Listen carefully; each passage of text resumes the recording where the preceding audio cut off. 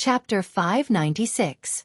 Luo Yang got the fire dragon armor for no reason, but she didn't wear it. She let the otherworldly item wear it. The otherworldly item, nicknamed Little Baby, seemed to be afraid of the wrist of the Grand Master of the Princess Tomb. Without saying anything, it put on the strange armor. Actually, as soon as the otherworldly item's arm touched the dragon armor, the red armor was like a living creature. Water gushed into the otherworldly item's body and condensed into ice, covering the otherworldly item inside the armor. However, the dragon armor was emitting the aura of extreme yang, which was a natural counter to the otherworldly item. The flames were burning fiercely. Even the otherworldly item, which didn't feel pain, screamed and tried to tear the red armor off with all its might. Luo Yang looked on coldly. Su Fengnian was afraid that the otherworldly item would perish together with the dragon armor. He carefully reached out his hand to touch the armor. Perhaps the dragon armor had received the favor of his blood, because the young flame was suddenly extinguished. It was as docile as a little wife who had just met her husband. Only then did the otherworldly item calm down. Su Fengnian tried to retract his finger, but the flame was burning fiercely like a furnace. Su Fengnian put on the fire dragon armor, and the furnace finally stopped. After checking several times, Su Fengnian was sure that the fire dragon armor really listened to him. After hesitating for a while, he didn't let the otherworldly item burn alive inside the armor. Su Fengnian took off the fire dragon armor first. Su Fengnian then put on the azure python robe. The armor looked heavy, but when he put it on, he realized that it was as light as a feather. It was cold and refreshing, and when he closed his eyes, he could clearly feel a mysterious flow of energy. He had only heard about the blood test, but he had never heard of the blood test for armor. Luo Yang touched the fire dragon armor. After she put it on, the flames were even stronger than the otherworldly item's armor. The flames were like red dragons that were more than 10 feet long. They danced in the air, emitting heat waves. Su Fengnian felt pain just by looking at them. However, Luo Yang looked calm. Su Fengnian couldn't help but admire this she-devil's vigorous internal energy. After the bronze door disappeared, their horizons were naturally widened. A path appeared in front of them. Figurines lined the path, and weapons were pointed at each other. There was no end to the road as far as the eye could see. Luo Yang took the lead, followed by Su Fengnian and the otherworldly item. After counting more than 300 terracotta warriors on both sides of the path, they finally saw the end.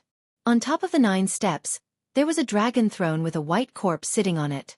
This was the only emperor of the Qin dynasty who had unified the world. There were 9 steps, and on each step, there was a warrior holding a sword with both hands. The next 7 steps were made of stone figurines. Only on the 8th step were the corpses of real people. Su Fengnian did not have a good impression of the emperor, nor did he respect him. After all, no less than 6 emperors had died directly or indirectly in the hands of his father, Su Shao. However, when facing this emperor of the great Qin dynasty, Su Fengnian still had some indescribable feelings. Nowadays, the emperor of the great Qin dynasty was only below one person and above tens of thousands of people. However, in the imperial court of the great Qin dynasty, according to the historical records, there had never been any emperor who had no power. Even the head of the left Shu clan could only tremble in fear under the emperor's eyes and do his best. However, when facing the emperor of the great Qin dynasty, Su Fengnian still had some indescribable feelings. Nowadays, the emperor of the great Qin dynasty was only below one person and above tens of thousands of people. However, in the imperial court of the great Qin dynasty, according to the historical records, there had never been any emperor who had no power. Even the head of the left Shu clan could only tremble in fear under the emperor's eyes and do his best. In the great emperor Qin dynasty, the head of the left Shu clan led the army while the head of the left Shu clan ruled the country. However, the head of the left Shu clan died even earlier than the one who wrote the 2 books of the king and tyrant. Su Fengnian sighed. The Su family had been able to survive until today. How light could the burden on Su Zhao's shoulders be? There were millions of households in Beiliang. How many of them still remembered this butcher's kindness? In Zhang Julu's political strategy, Beiliang's biggest role was to consume Beimang's national strength. That was all. Yan Qiji's family, who had fled to the capital, was proof of this. However, Northern Liang could not say that old Master Yan was an ingrate. Moreover, who in the court did not say that this Northern Liang famous scholar, who had just become a relative of the emperor, had the demeanor of a national scholar? Su Fengnian sighed again and again. When he came back to his senses, he saw the red-armored Luo Yang walking up the stairs step by step. She walked to the dragon throne and slapped away the skull of the corpse that was most likely the emperor of the Qin dynasty. Seeing this, Su Fengnian felt his hair stand on end. He thought to himself, even if you are the world's #1 devil, you should at least have some respect for the ancient people. The one you whipped is the emperor of the Qin dynasty. With her back to Su Fengnian and the otherworldly item, the white-clothed woman's eyes were gloomy. She stared at the tiger-guarding talisman on her knees. It was obvious that the emperor of the Qin dynasty wanted to control the world even if he died. Luo Yang bent down and grabbed the tiger-guarding talisman. She took out a strand of golden thread that she had prepared beforehand and tied it to her waist. As she did this, the two armored skeletons stiffly pulled out their giant swords and turned around to kneel down. The mechanical puppets from 800 years ago were similar to the thunder pool in Heishan. They were still functional even today. The school of Mo's abilities were truly uncanny. Su Fengnian looked at the palm-sized tiger-guarding talisman hanging on Luo Yang's waist. He was a little jealous. Luo Yang looked down from above and saw through his thoughts. She sneered and said, "As long as it touches a bit of purple gold energy, it can open the bronze door. It's not rare. However, in the past 800 years, I'm the only one who can touch this tiger-guarding talisman and not die. If you don't believe me, you can try it." Su Fengnian waved his hand and said, "No need." Luo Yang lowered her head and looked at the tiger-guarding talisman that still had some luck. Then, she looked at the headless emperor of the Qin dynasty and laughed. She seemed happy and sad at the same time. In Su Fengnian's eyes, why did she feel like a jealous woman who had gone through untold hardships and succeeded in her plot?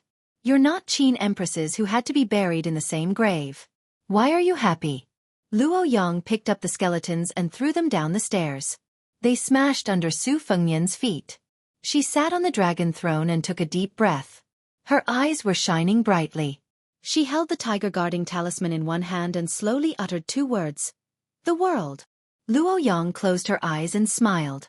The world after 800 years. Chapter 597. Chapter 2.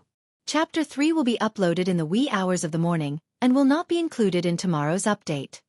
Su Fengnian looked at the white-clothed woman sitting high up on the dragon throne.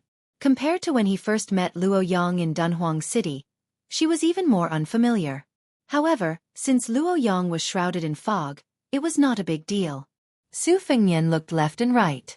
The treasures in Emperor Qin's mausoleum were destined to not be limited to the 2 dragon robes.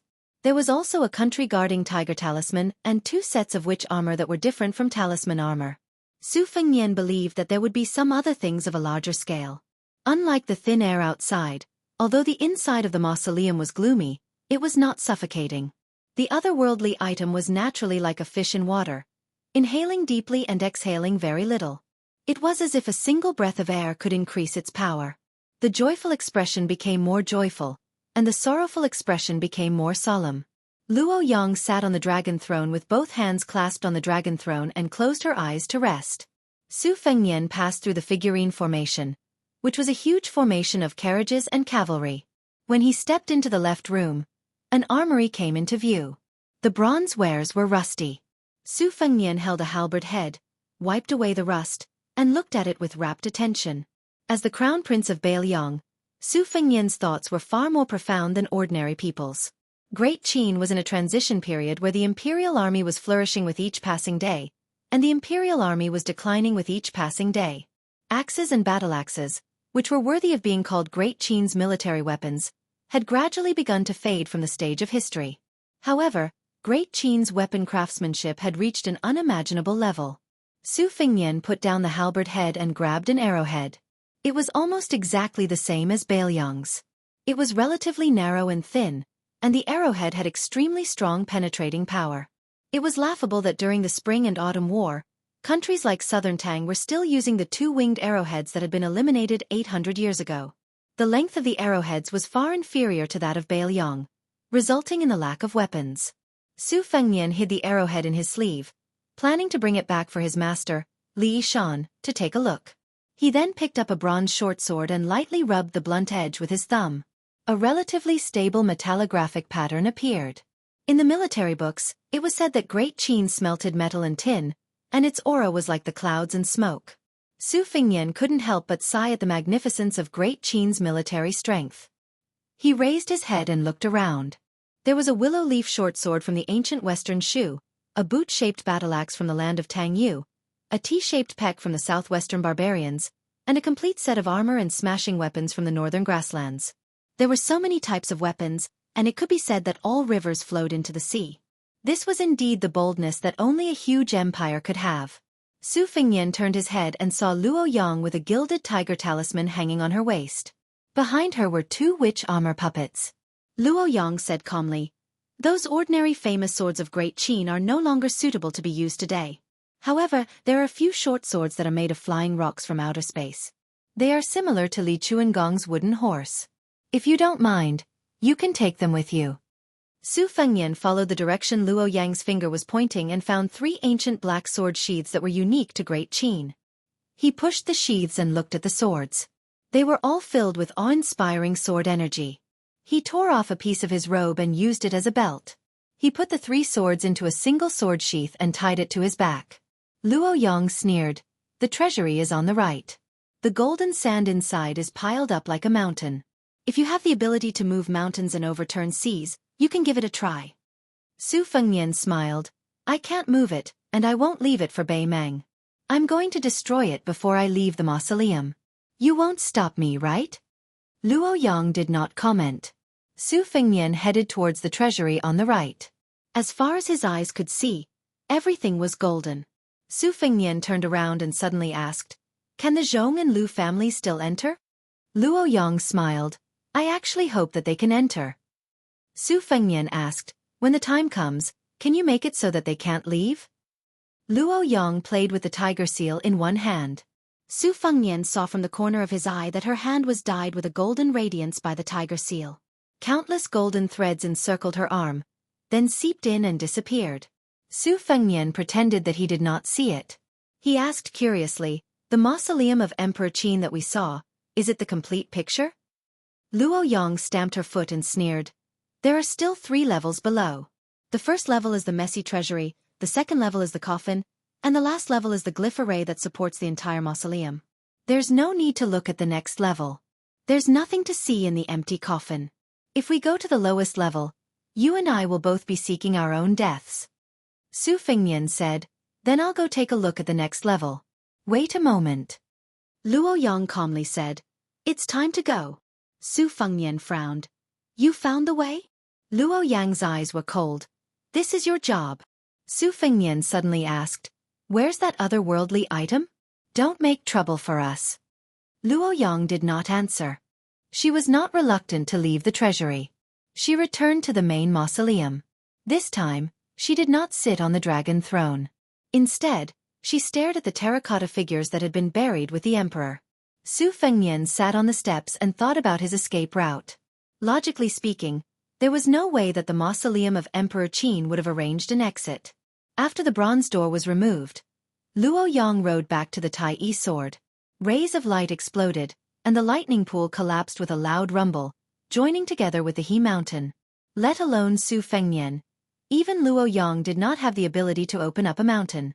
The material of the corridor was much harder than gold and stone. Digging out a path bit by bit was a stupid method. Su Fengnian was willing to do it for the sake of his life. The demoness would probably also stand by and watch. When the time came, who knew how long it would take for Su Fengnian to dig to the cliffs of the Yellow River? After Su Fengnian entered the mausoleum, he had lost count of how many times he had sighed. He lowered his head to look at the green robe on his body.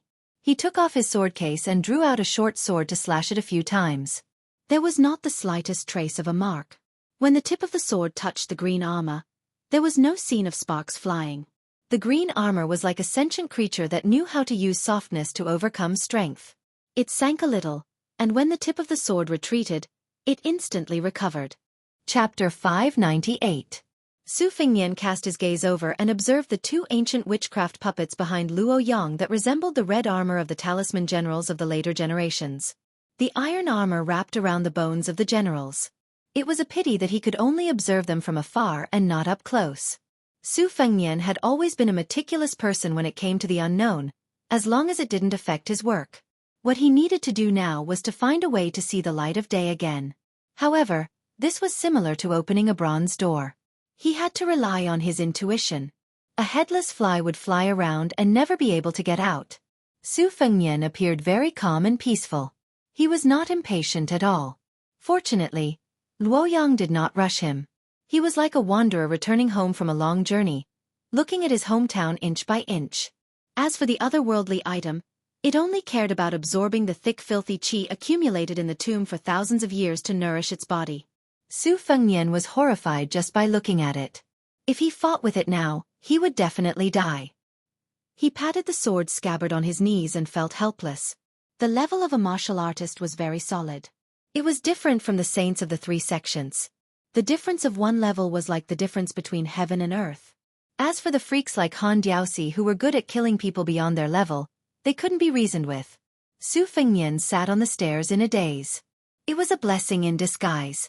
The Tai sword was refined in the lightning pool and the sword embryo was formed. However, fortune and misfortune came hand in hand. This flying sword with the greatest killing power was suspected to be an elder daughter helping an outsider. Su Fengnian suspected that Luo Yang would be better at controlling the Tai sword than him. Luo Yang sat on the stairs one level higher than Su Fengnian. The gilded tiger tally was no longer as bright as before. Su Fengnian was shocked. How could absorbing qi absorb fate? This country-guarding tiger tally was obviously the remnant fate of the Emperor Qin kingdom. How could an ordinary qi practitioner have the guts to play with it? If he wasn't careful, he would die from overeating. Su Fengnian did not even turn his head as he asked directly, "Are you using the fire dragon armor to resist the influence of the tiger tally's providence?" Although Luo Yang's character was unpredictable, as long as she was willing to say it, she would not beat around the bush. She always spoke her mind. "You are not as stupid as I thought." Su Fengnian smiled and said, "You flatter me." Luo Yang's tone was flat. "Are you curious as to why I'm in a hurry to go to the northern ice field to fight with Tuoba before I reach the Earth Immortal realm?" Su Fengnian pressed his palm against the sword sheath. Luo Yang continued, "The pearl inside my body has already been nurtured by me to the point of maturity. If it goes any further, it will become an old yellow pearl. That's why Hong Jingyan made his move. But he overestimated himself and underestimated me. In Dunhuang City, the pearl was shattered by Dong Tai. My originally short lifespan became even shorter. Originally, after the battle with Tuoba, regardless of whether I win or lose, I will die. If I want to prolong my life for a few more years, I have to rely on a few extremely rare items. The tiger tally in my hand is one of them, and it is also the most beneficial one. 5 years, I can still live for 5 more years. 5 years is still not enough." Then Luo Yang said something inexplicable. "It's the same every time. 10 years less." She did not give Su Fengnian a chance to think deeply. She pointed at the otherworldly item in the distance and said, "It's called the Pill Infant. It's a puppet carefully raised by the princess's tomb for nearly 8 generations. It has eaten the hearts and livers of many Taoist spiritual masters and Buddhist eminent monks. As for the flesh and blood of Jianghu martial artists, it has eaten countless of them. It can live for a long time. Are you jealous?" Su Fengnian rolled his eyes and said, "It's better to die than to live. What's there to be jealous about? Life and death are important, but Confucianism also has the saying of sacrificing one's life for righteousness. I don't have this awareness, but I do feel that there are many things that are indeed more terrifying than death. My master once said that cultivating Taoism is only to cultivate immortality. It's considered a heterodox path. Cultivating Buddhism is only to cultivate to become Buddha. It's also an obsession." Luo Yang nodded and praised him for the first time. "You always mention this Li Yishan. In my opinion, he's more of an expert than that Li Chungang." Su Fengnian laughed involuntarily. "My master and the old man in the sheepskin fur coat are not the same kind of people. It's not easy to compare them. You haven't seen Old God of Swords Li, so you have such a big opinion of him. If you do, I think you'll regret not meeting that sloppy old man sooner." Luo Yang changed the topic. "You don't want to be the emperor?" Su Fengnian shook his head. "I can't do it." Luo Yang reverted to her old ways. "Indeed, you don't have the ability." Su Fengnian suddenly smiled knowingly. "Let's not talk about this. I remember a friend once said about the division of women. It's better to be happy together than alone. I'll tell you. That guy suffered a lot. Although most of it was unrequited love, the logic he spoke of was very interesting. He said that there are 3 kinds of women he hates the most. One is the orchid bitch, which is equivalent to a secluded orchid in a deserted valley. They're often fairies and heroines who float out of large sections. They don't carry any worldly aura when they walk, making the world think that they don't need to shit or fart. The second kind is called the white flower bitch. They come from small sects, and their trump card is a weeping beauty, delicate and pitiful. They're often average in appearance and seem to have a graceful temperament, but once they're scheming, they can make men unable to come back to their senses for years or decades. The third kind is called the strong woman bitch. They're carefree and have a heroic spirit that says that they like to hit people, dislike slender figures, and like to be brothers with men. Zither, chess, calligraphy, painting, women, and rouge all go to the side. Luo Yang smiled and said, "Am I the first kind? Or am I the fourth kind by myself, the devil bitch?" Su Fengnian laughed and said, "You're exaggerating." Luo Yang dismissed it with a smile. She stood up. "Let's go." Su Fengnian was confused. The devil woman's mouth twitched. "I remember the way back." Su Fengnian was both worried and happy. "After we go out, I still have to compete with Tuoba with you?" She sneered and said, "You're still pretending to be obedient after taking advantage of me. If it weren't for the fact that you still have some use, you would have died a long time ago." Su Fengnian smiled and tied up the sword case. He even had the mood to sing in a Bailiang accent. The furthest road in the world is the road that gets farther and farther away from home. Although the otherworldly Dan Ing was reluctant to leave the mausoleum, it still understood the gravity of the situation. It followed Luo Yang and Su Fengnian to the so-called way back. When the yellow river flowed backwards, the surface of the river would fold up and the water flow was particularly fierce. Everyone saw it, and even Helian Wuwei didn't believe that it was Su Fengnian's doing. He only thought that the otherworldly item was committing crimes at the bottom of the river, revealing its ferocious nature. The old general rushed to the mouth of the long waste pot and silently stood at the edge of the cliff.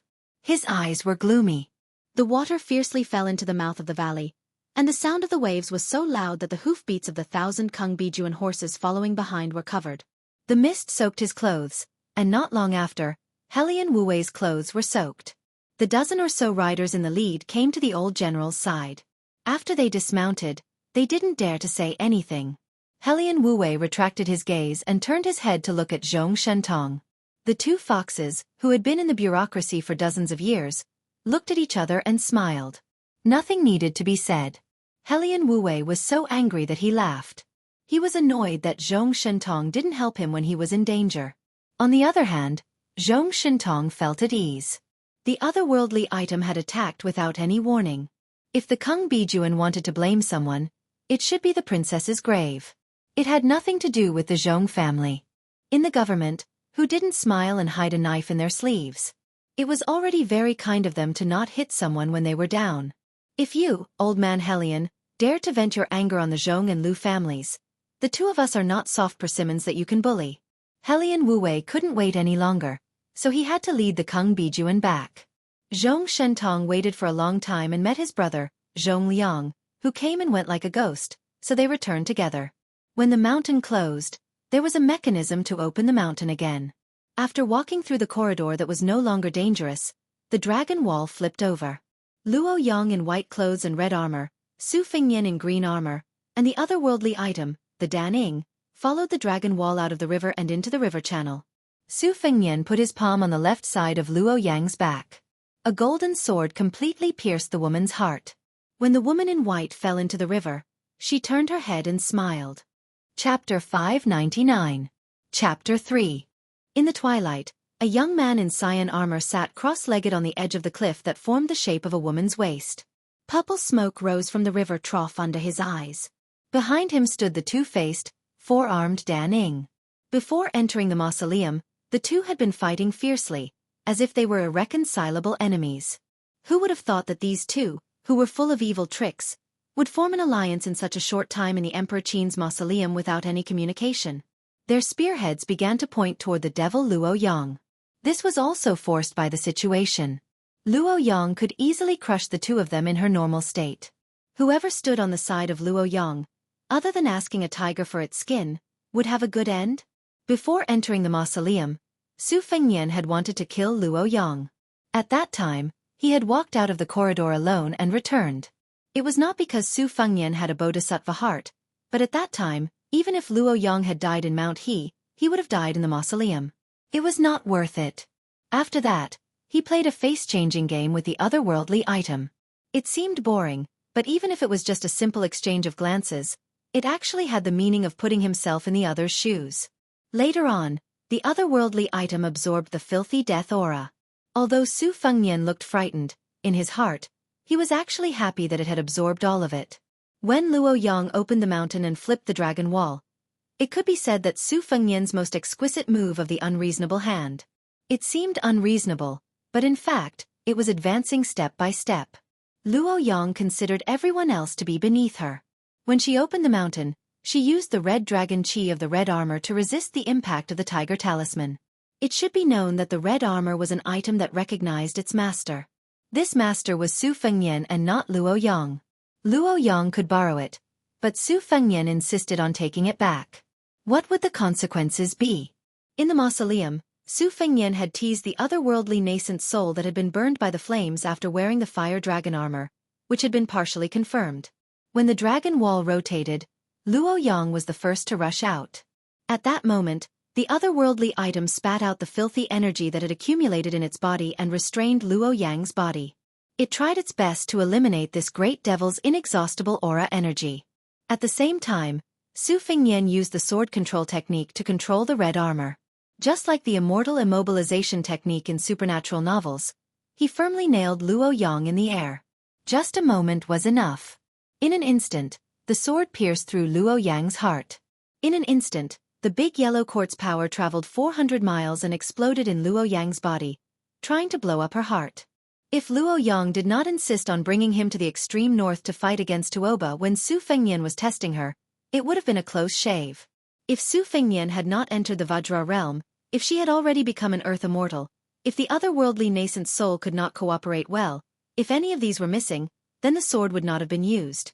Su Fengnian had the green python robe to protect his body. The mist could not get close to him.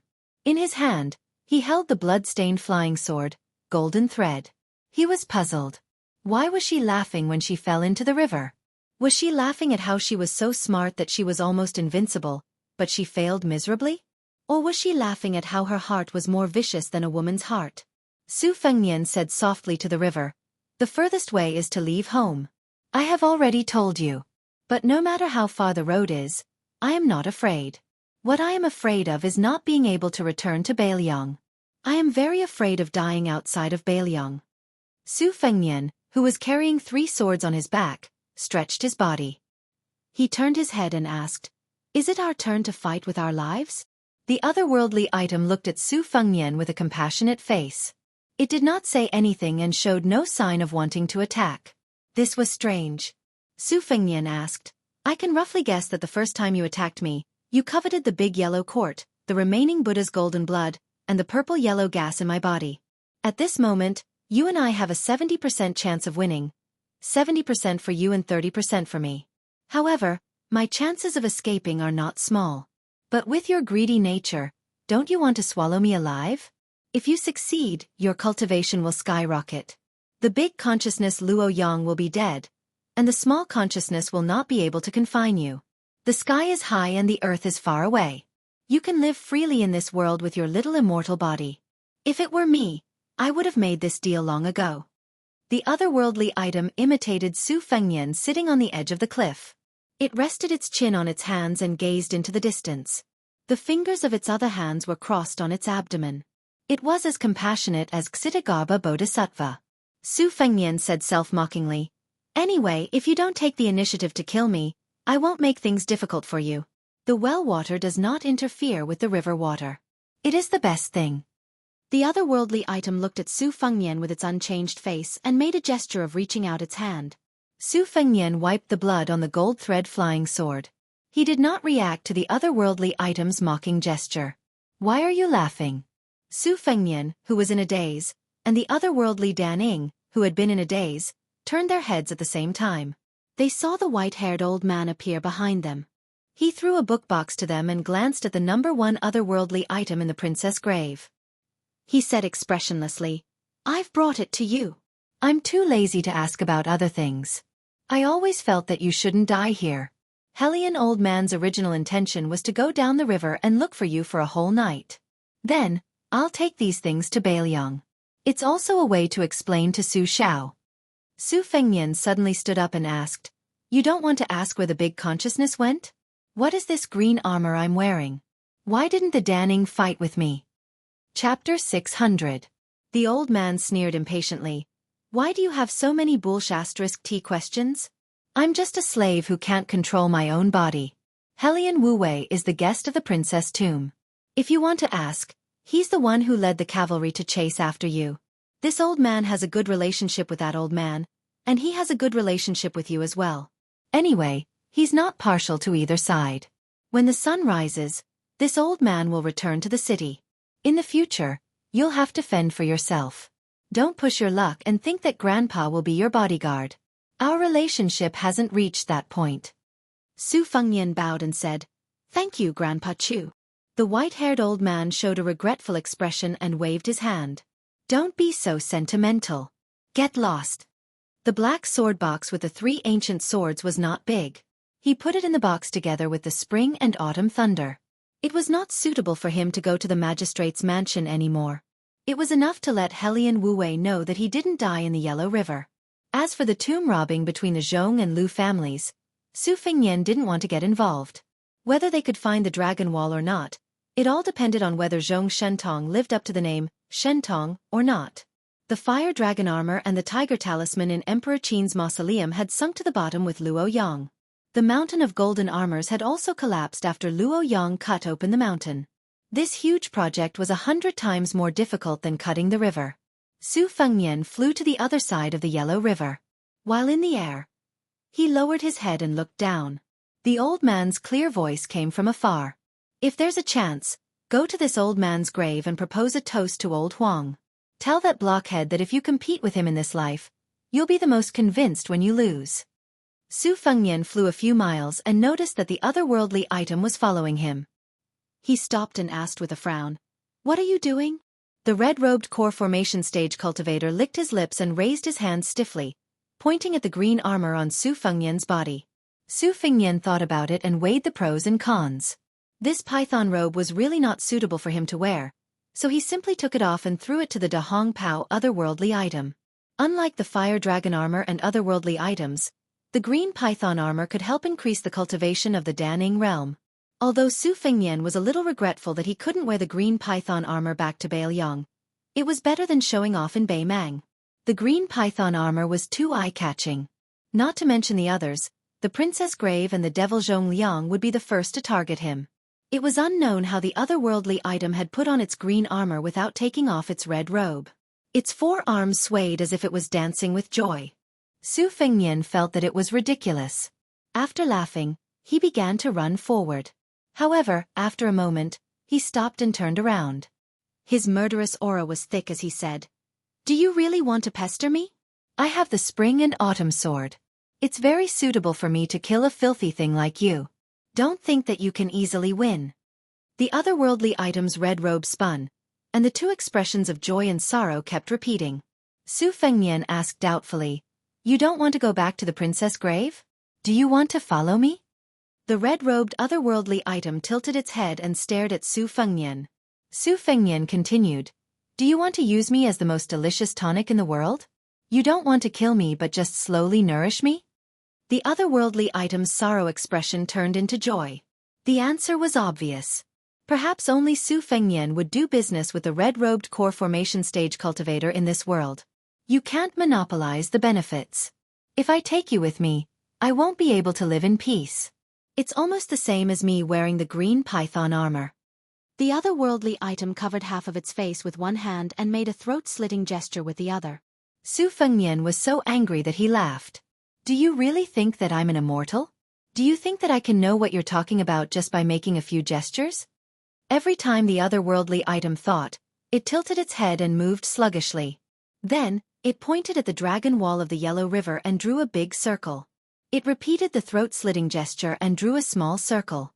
Su Fengnian thought for a while and asked skeptically, "You mean that Luo Yang has a big idea and a small idea? She will kill me? So, as long as you're fed, you will protect me?" The happy expression. One wave after another. It was really restless. Su Fengnian asked an important question. "Then tell me, which one is more powerful? Big idea or small idea?" The otherworldly item hesitated for a while. It drew a big circle and then a small one before cutting its own throat. Su Fengnian understood and exhaled in relief. It drew a small circle, pointed at Su Fengnian, and then cut its own throat. Su Fengnian took a deep breath. "I've seen the embroidery on the sachet of a maid from the Zhong family. Is the small idea of your family a woman with half a face?" The otherworldly item nodded stiffly. Then, it turned into a pitiful face. Su Fengnian turned around and waved his hand. "All right. We can fight side by side for our future. Let's go. Let's go." On the other side of the river channel, the white-haired old man stood at the same spot for a long time. Then, he clicked his tongue and said, "You're not in trouble. This old man just teased the woman in the princess grave. Then, his shoulder blades were locked and he had to be a slave for the rest of his life. It seems that you have some skills." The old man dragged his saber and walked slowly while sighing with emotion. The handsome young man he had met for the first time in the lake had grown up. The yellow river fell into the big channel at Xueqi waterfall. A wisp of black hair and a wisp of white hair floated on the water surface. It was like a lotus rising from the water. She was still smiling. Chapter 601. The next chapter, The Sound of Thunder and Buddha's Song, will be updated tomorrow. With the red-robed otherworldly item, even if Su Fengnian could not travel at night, he could only choose the desolate paths and head north. However, this was not too far from his original intention. He was used to the rough sand of the desert, so this little bit of suffering was not painful or itchy. This made Su Fengnian feel reassured. The key to his decision to bring the Danning along was that the otherworldly item was actually an anti-tracking grandmaster. It could eliminate the residual aura that even Su Fengnian did not expect. It was extremely skilled. With such a protective talisman, or even a life-saving talisman, Su Fengnian felt a lot more at ease. Looking at its 2 faces and 4 arms, it did not look so repulsive anymore. Occasionally, they would stop to rest and play some childish tricks with it. Su Fengnian walked on the Gobi Desert that stretched as far as the eye could see. According to the geographical records, in ancient times, this place used to be a river that was 3 miles wide. This was simply shocking to the later generations. Su Fengnian stood on a piece of dead wood that was exposed under the scorching sun and muttered to himself, "Based on our speed, we will reach the Aquarius state in less than half an hour in the northwest. The person I want to meet is there, living in seclusion by the Ruo Shui River. The reason why I risked my life to fight Luo Yang was because if I was late, everything would be in vain. That old man is really hard to please. But if you put yourself in his shoes, you can't really blame him. He's a big shot who has already enjoyed the taste of being a minister. Why would he risk losing his chastity in his later years to discuss matters with a young man like me who doesn't even have much in the way of benefits?" At this point, Su Fengnian subconsciously touched his chin. He snorted and cursed. "So it turns out you already have stubble." He used the Huang Tong flying sword to shave off some of the prickly stubble. Taking advantage of this time, he weighed his current assets. There was no doubt that he had entered the initial stage of Vajra. Among the 12 flying swords, the Morning Dew Golden Thread Tai 3 swords had already matured. He also carried a pair of Spring Thunder and Spring Autumn swords and 3 small wooden horses and bulls. Even Su Fengnian himself was scared of these handy weapons. His outfit could make those heroes and heroines who had never touched a famous weapon in their entire life die of envy. Su Fengnian could not advance any further. He was still able to endure and not turn the page. Fortunately, he had the moves such as Kai Shu Fu Yao and Immortal caressing his head. He practiced them over and over again and became more and more familiar with them. Even if he was bored, he could still call the otherworldly item Danning to warm up his hands. He ran and fought all the way, which was extremely imposing. Su Fengnian ran like a wild horse for nearly a month. He meditated several times and came back to his senses from the cold sweat dripping down his body. He repeatedly asked himself if he would still have the courage to kill Luo Yang if he went back to the gamble that he made when he fell into the Yellow River. Even if he still had the advantage of time, place and people, would he still have the courage to attack and kill Luo Yang? Where is the princess grave? Big and small thoughts, what are they? Half of a woman's face is made up. No matter how beautiful the other half of her face is, she still looks like a female ghost. You can imagine Zhongliang's taste. Su Fengnian knew that the otherworldly item would not answer him. Instead, he liked to ramble. The closer he got to Aquarius State, the wider the sky and the wider the earth. As a lone traveler, he felt more and more insignificant and lonely.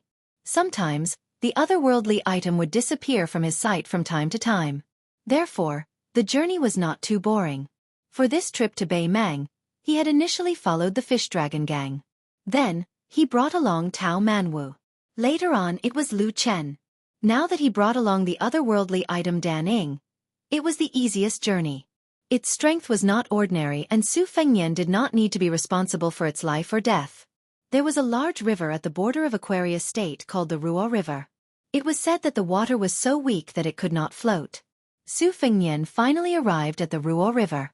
He scooped some water to wash his face and felt refreshed. He could feel the otherworldly item's aura. However, it was useless to turn his head to check. Su Fengnian restrained his qi and walked along the river. If he wanted to cross the river, he would have to cross the river. Then, he saw a ferry with a sheepskin raft approaching the opposite bank. Obviously, the Ruo River was so weak that it was a complete nonsense. This made Su Fengnian very disappointed. As he approached the ferry, he saw a pair of shabbily dressed grandfather and grandson. The old man wore a tattered Taoist robe with a yin-yang fish embroidered on the back. He held a green bamboo pole as a walking stick and carried a book box just like Su Fengnian. The child's face was so tan that it looked like only a pair of small eyes were left. When he looked at people, he did not look like a simple child. The grandfather and grandson were also waiting for the raft to cross the river. The child squatted at the edge of the ferry and threw stones into the river. After Su Fengnian confirmed that the old Taoist did not know any martial arts, he quietly looked at the opposite bank. The child turned his head and looked at Su Fengnian, who looked like a scholar. He did not dare to be rash and buckled the straw sandals on his feet. His toes were already stubbornly sticking out of his shoes. He pitifully begged the old Taoist, "Master, can you change my shoes?" The old Taoist stared at him and said, "Do you think your body is precious? You just changed your shoes and walked 300 miles and you want to change them? I told you not to jump around blindly, but you didn't listen." The child felt wronged and said, "Aren't the shoes made by me?" The old Taoist probably felt that there were outsiders present and it was not good for him to scold the child. He could only use logic to fob the child off. When heaven is about to give a great responsibility to a man, it will first tire his muscles and bones and starve his skin. It would have been better if the old Taoist did not mention it. Once he mentioned starving his skin, the child's stomach immediately rumbled. The old Taoist made a posture with his back facing Su Fengnian and pretended that he did not know anything. The child, who was familiar with the old Taoist's temper, could only roll his eyes and continue to starve. The sheepskin raft returned to the ferry and the old Taoist carefully asked for the price. Beimang Taoists had been prosperous for the past 20 years. They were very respectful and even a little fearful of Taoists. However, the man on the raft saw that the Taoist in front of him did not look like the Taoist in the Vermilion Scroll who was recorded in the imperial records. He dared to accept the money, but he lowered the price and did not charge based on the number of people. The old Taoist reached his hand into his sleeve and weighed the money pouch. When he had enough money to cross the river, he felt relieved.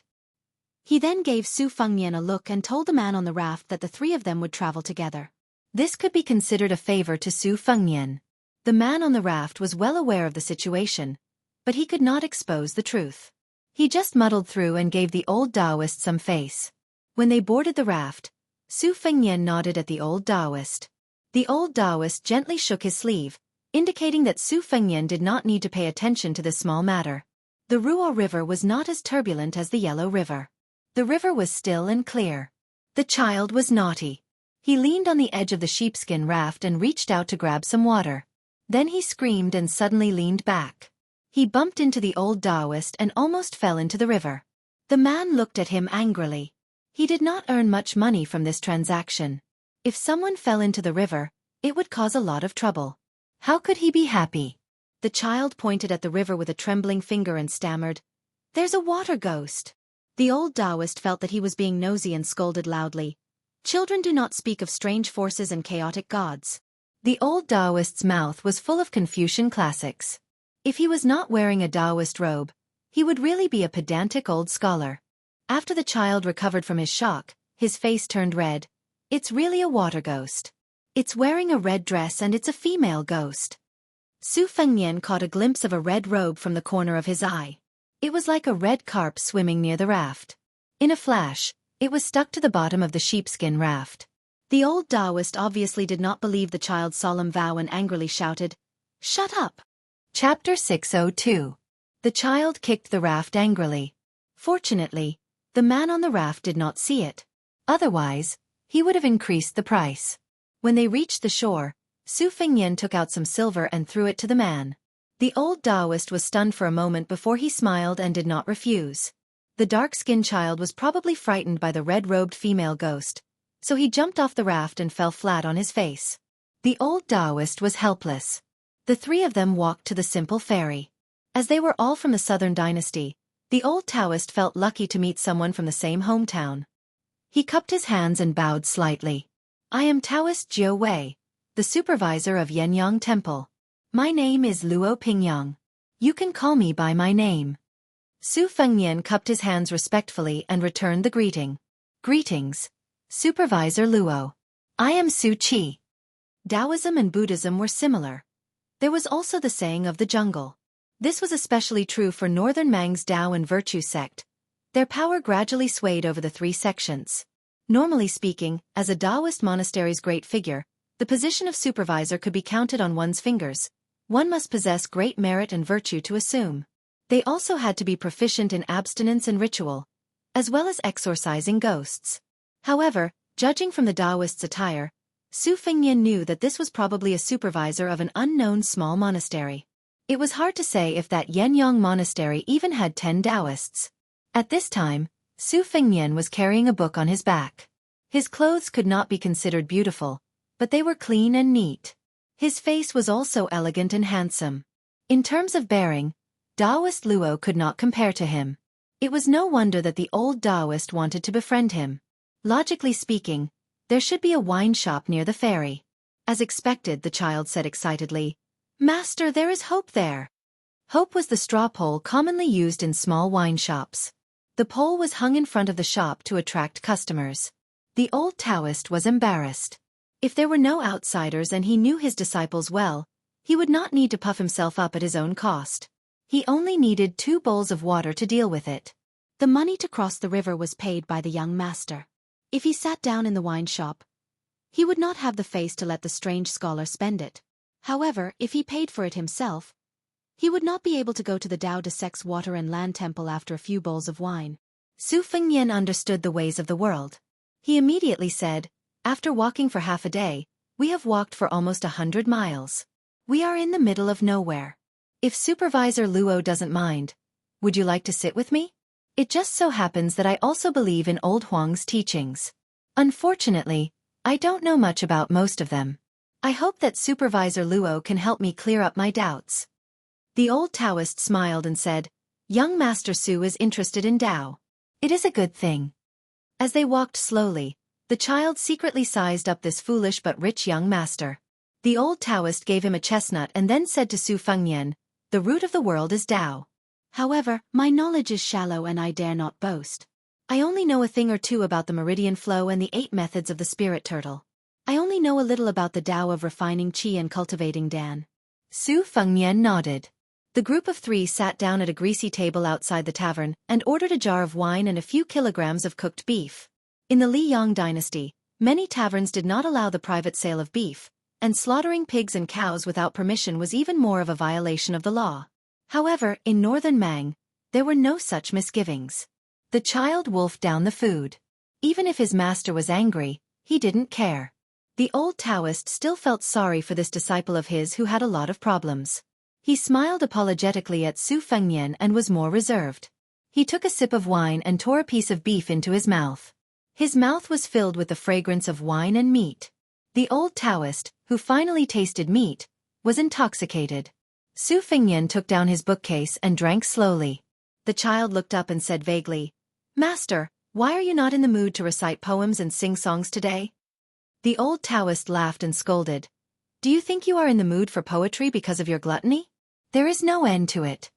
Su Fengnian smiled. The old Taoist hesitated for a moment and then took out a thin book sewn with inferior paper from his bookcase. This is my poem draft. If young Master Su doesn't mind, you can take a look at it. Although it is called a poem draft, there are many small tunes in it. It does not avoid the slang, so it is not stylish. Su Fengnian was surprised and said, Then I have to read it carefully. Having good poems to go with wine is a great thing in life. Su Fengnian wiped his hands and took the poem draft. He slowly flipped through the pages. At first glance, the poems were like a talented scholar longing for a beautiful woman. However, there were some small tunes and phrases that even Su Fengnian felt were very interesting. For example, in spring, there were orioles and swallows. Everything was green and full of charm. At first, Su Fengnian could still drink a few mouthfuls of wine and eat a few pieces of meat. However, halfway through the poem draft, he was lost in thought. Liver and intestines are refined 100 times. Iron in the furnace. Riches and honor are like butterflies on the pillow. Scholarly achievements and fame are like snakes in the wine. Old and helpless, the sharp wind is exceptionally cold. The thin snow is especially heavy, blowing and crushing my hut. At the end of the poem draft, it was as the poem had said, the people are in a terrible situation. The scholar sighs deeply. As time passed, the poem drafts were ordered one after another. It was probably Luo Pingyong's state of mind. From a talented scholar under the moonlight, he gradually became depressed and helpless in his middle age. Finally, when he was old, he suddenly became sentimental. Su Fengnian closed the poem draft and praised, If only my second sister were to read this, how good would it be? The old Taoist priest was confused. He did not have the confidence to begin with and was slightly embarrassed. Su Fengnian silently returned the poem draft and did not speak anymore. If it was 4 or 5 years ago, wouldn't this poem cost him a few thousand taels of silver? This Taoist Jiu Wei, who had never been recognized in his life, was probably used to running into a wall everywhere. He did not feel disheartened even after taking back his poem. He was already content with a free meal that fell from the sky. Su Fengnian asked, Does Supervisor Luo know that the dragon tree monk of the 2 Zen temples went to the Tao Te sect? The old Taoist priest shook his head and said, I have not heard of it. The old man continued to mock himself. The Liang dynasty has the custom of debating Buddhism and Taoism. If it was in Beimeng, a Taoist priest and a monk's debate would be like a chicken talking to a duck. The Taoist priest slapped his thigh and said in annoyance, Don't mess up the Tao Te sect's water and land temple. If it is a wasted trip, I will be in big trouble.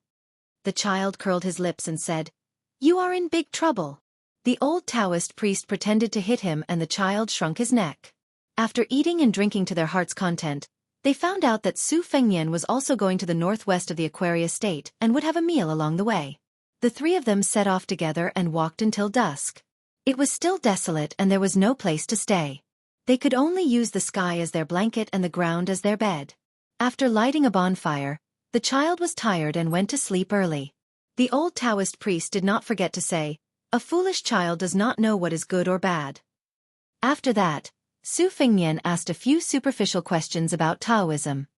He did not dare to ask too much as he was afraid of embarrassing Supervisor Luo. The Taoist priest Luo Pingyong was hesitant.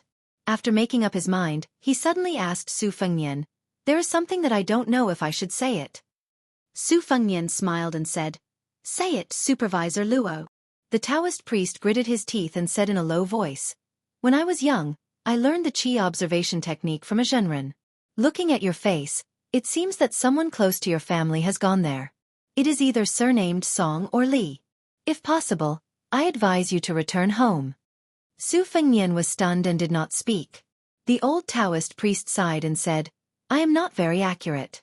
If I say something bad, please do not blame me. Su Fengnian nodded his head. The old Taoist priest looked at this gentle young master facing the bonfire and his lips trembled slightly. The old Taoist priest could not bear to look anymore. After a long silence, he looked into the distance and muttered, The wind and waves threaten me. I am swept away by the wind and waves. The mountain ghosts laugh loudly. The wind and waves far away from me. I am far away from the wind and waves. The stars fill the sky and people sleep. People sleep. Chapter 603. 50 men from Bailiang served as a standard. A standard crossbowman's combat power far exceeded that of 300 ordinary armored soldiers. Bailiang's crossbowmen could be used as scouts, but not all of them could become crossbowmen. This time, even without the standard commander saying anything, Li Hanlin and his brothers already sensed that something was amiss. It was definitely not a small-scale battle like the usual one deep inside Dragon Waste Province. Li October and the other seedlings were eager to give it a try. They were well aware that after waiting for so many years, the great battle was finally about to begin. Before the troops and horses moved, the provisions would move first. In addition to the provisions, there would also be a large number of scouts scattered in front of the army like scattering beans, concealing their tracks and quietly cutting down the weeds. As Bailiang's favored elite crossbowmen, they were qualified to carry the sharpest Bailiang sabers, the most penetrative light crossbows, and ride the most explosive experienced horses. All the crossbowmen were wrapped in cloth and rushed north with their heads lowered. Li October was impatient and increased the speed of his horse. He was only half a horse's length behind the standard commander. He asked quietly, "Standard commander, where is the tiled building?" "That's the #1 military town in Dragon Waste Province. Do we have tens of thousands of brothers following behind us?" The standard commander turned his head and glared at him. He did not want to answer at first, but after some thought, he said in a deep voice, "Stop talking nonsense. Remember, this time when you encounter the barbarians' horse pens, don't leave any of them alive. Don't even cut off their heads. Don't delay the military situation. If you encounter a large army, turn back. As for the rest, even if it's a group of 300 to 400 Baimang cavalry, we'll still fight with our lives on the line. Are you afraid of death? If you are, then scram." Li October cursed. "I'm afraid of your grandpa." The leader who had been in the military for 20 years was obviously in a very good mood. He smiled for the first time and joked, "I'm really your grandfather. I've been your father and mother all these years for you bastards." He was already used to the whip that could split open one's skin, not to mention the cursing of the chief. Besides, the chief was not wrong. The wandering crossbow regiment that October Li was in, which was once ridiculed as a hedonistic regiment, was a light cavalry regiment. Before joining the regiment, there were very few gentle, respectful, and thrifty people among them. They were all descendants of generals who were used to riding roughshod over the local prefectures and counties. Occasionally, there were some harmless ones who were prideful in their bones. After joining the regiment, they were all disciplined and well-behaved. Even a fart from the chief was more effective than the earnest advice of his high-ranking father. Li October's eyes sparkled. He didn't dare to nag at Chief Biao. He slowed down his horse and rode side by side with Li Hanlin and Lu Dou. He chuckled and said, "We guessed right. It really is a big battle." Li Hanlin said grumpily, "Shut up. Do you want a piece of bamboo as a reward?" Li October said anxiously, "Do you think I'm a chick? This is for new scouts who can't keep their mouths shut. I can't afford to lose face like that." "You're not that far off from a chick," Lu Dou said coldly. Li October's face turned red. He was about to curse, but he soon stopped himself. With his accumulated military merits, this chick was already on the same level as the deputy chief. Only Li Hanlin could compete with him. After a few real battles, Lu Dou's military exploits were outstanding, and he was now fully integrated into the standard. Although he was still a man of few words, even Li October, who used to stare at Lu Dou, regarded him as a brother, and even wanted to present his sister to him with both hands. Lu Dou's relationship with Li Hanlin, Li October, and the others could be considered to be very good. There was a spear pouch hanging from his saddle, and there were more than 10 short spears in it. The crossbowmen all carried a powerful crossbow with them, and they even asked about the standard commander out of curiosity. Lu Dou's stubborn temper made him play dumb every time, and he always said that he knew nothing. Li October's smile disappeared. He reached out and tightened the strap of his soft leather helmet. It dug deep into his flesh. Not only did it not hurt his bones, it even felt familiar. When he first joined the Bailiang army, he didn't have the qualifications to practice riding a horse. He was only familiar with the military formation as an infantryman. After one day, he fell apart. On the second day, he put on the chainmail that weighed less than 20 kilograms. He felt a burning pain all over his body. Li October's mouth twitched. How did he become a crossbowman? In the past, he used his martial strength to commit crimes in the county. He was injured all year round. Although he was not afraid of pain, he was still afraid of death. Probably because he was sent to the army by his father. He saw him flattering the general who was said to be a family friend. Before they parted, the father and son chatted. Li October even scolded his father for being a good-for-nothing. They were both fourth-rank officials. How could he be a grandson? At that time, his father, who was obsessed with saving face, didn't refute. He just patted Li October's shoulder. Who wasn't afraid of death? But Li October was more afraid of losing face. Maybe from that moment on, Li October wanted to bring home a general in a grand manner. At the very least, he wanted to die in a grand manner on the battlefield. Li October exhaled. His eyes were firm. The western border of Liangmang was famous for being loose on the outside but tight on the inside. They formed a pocket and lured the enemy into the trap. It depended on who had the guts to go to the battlefield and cut off their heads to accumulate military merits. Li October finally encountered the northern barbarians with this mission. It was a group of elite cavalry that was only slightly inferior to the northern Mang's ferocious general Dong Zhuo's Crow Fence. The key point was that there were 200 of them, and the one in the lead wore bright clothes and heavy armor. He didn't have a spear in his hand, only a beautiful broadsword. Li October, who was hiding with Li Hanlin and Lu Dou, knew that this was a Beimang field officer patrolling the border. As long as the relationship between the Beimang royal family members and the nobles was strong enough, they would be given a fancy title. They would borrow troops and horses from the generals to go south. When they returned, they could show off to others. As for the number of troops they brought, it was the same as the family's wealth. Bailiang's crossbowmen loved this kind of reckless flower vase. They would kill them if they ran into them. However, they usually didn't have more than 100 cavalrymen protecting them.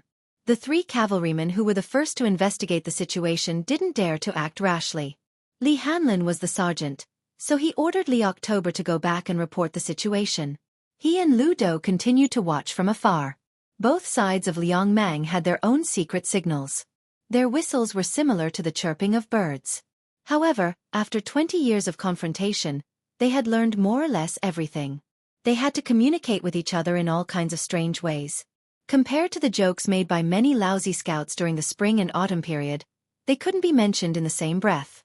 For example, when the two sides launched a surprise attack, they had long been intertwined. Due to the similarity of their secret signals, when they saw each other in person, they almost thought that they were on the same side. The crossbowmen and horse guards of Liangmang's border were, without a doubt, the world's most cunning, as well as the world's best scouts. Li October brought back a military order from the label chief. Since the enemy insisted on continuing to go south, they had to either eat all the meat in their mouths or choke themselves to death. There was no other choice. Although they were called northern barbarians, in fact, most of the people in Gusai and Longyao were the remnants of the spring and autumn period. The faces of the soldiers were almost the same as Bailiang's. Faced with the sudden and silent attack, the 200 Bailiang light cavalry didn't panic. The deputy reined in his horse and turned around. He came to the side of the young royal family member and whispered to him in the language of the royal family. The young man raised his eyebrows. His face was full of ridicule. He seemed to shake his head to stop the deputy's suggestion. When he first saw the Bailiang crossbowmen in an encirclement and suppression situation with their crossbows flying like locusts, the young general's sneer grew. Other than the 2 quick waves of crossbows, when the soldiers from several directions came into contact with each other at the same time, the cavalry on his side were all killed by the Bailiang cavalry without exception. Only then did he frown. However, he still had no intention of retreating. He pressed one hand on the back of his horse and gently calmed the warhorse that had become violent after smelling the scent of blood. The deputy was deeply worried. Other than his bright armor that was different from normal soldiers, the rest of his equipment was the same. He held a spear in one hand and a saber at his waist. There was a shelf in front of the saddle for weapons. If it was a long journey, hooks could be added to the side or back of the saddle. The crossbow and quiver would be placed there. The young man watched with great interest. He didn't mind at all that his 200 cavalry didn't seize the advantage at all. He even let his personal guards, including the deputy, fight. He stayed in place and watched this bloody battle where the horses died faster than the men. A real cavalry battle wasn't like those battles created by the romance of the 3 kingdoms. There weren't 2 generals who were kicked in the head by a donkey before going to the front of the formation to kill each other. Whoever lost would be defeated like a landslide. It was also very rare to see a general stop his horse in the middle of the formation and continue to stab the enemy with his spear despite being surrounded. When thousands of cavalry, especially tens of thousands of people, charged at the same time, other than the rain of arrows, what followed was a huge injury that penetrated each other like a knife. Once a rider passed by, they had to do their best to charge forward. Even if the warhorse could pull back a step, they still had to charge forward with all their might. After a spear was stabbed, because the spear was not easy to pull out, they had to abandon the spear and switch to a saber. Only speed could win the impact. In a rapidly moving formation, if a rider on one side stopped for no reason and became a wooden stake, then they would be guilty. For a small-scale cavalry battle like a scout, the principle didn't change. Regardless of whether it was a pursuit or a retreat, speed was still number one. However, scouts had more leeway to display their individual martial strength. It was a big taboo for a general's armor to be too conspicuous. First, most of the armor was inlaid with gold and silver, making it very flashy but not practical. Second, it was too eye-catching. It was as if they were begging the enemy to kill them.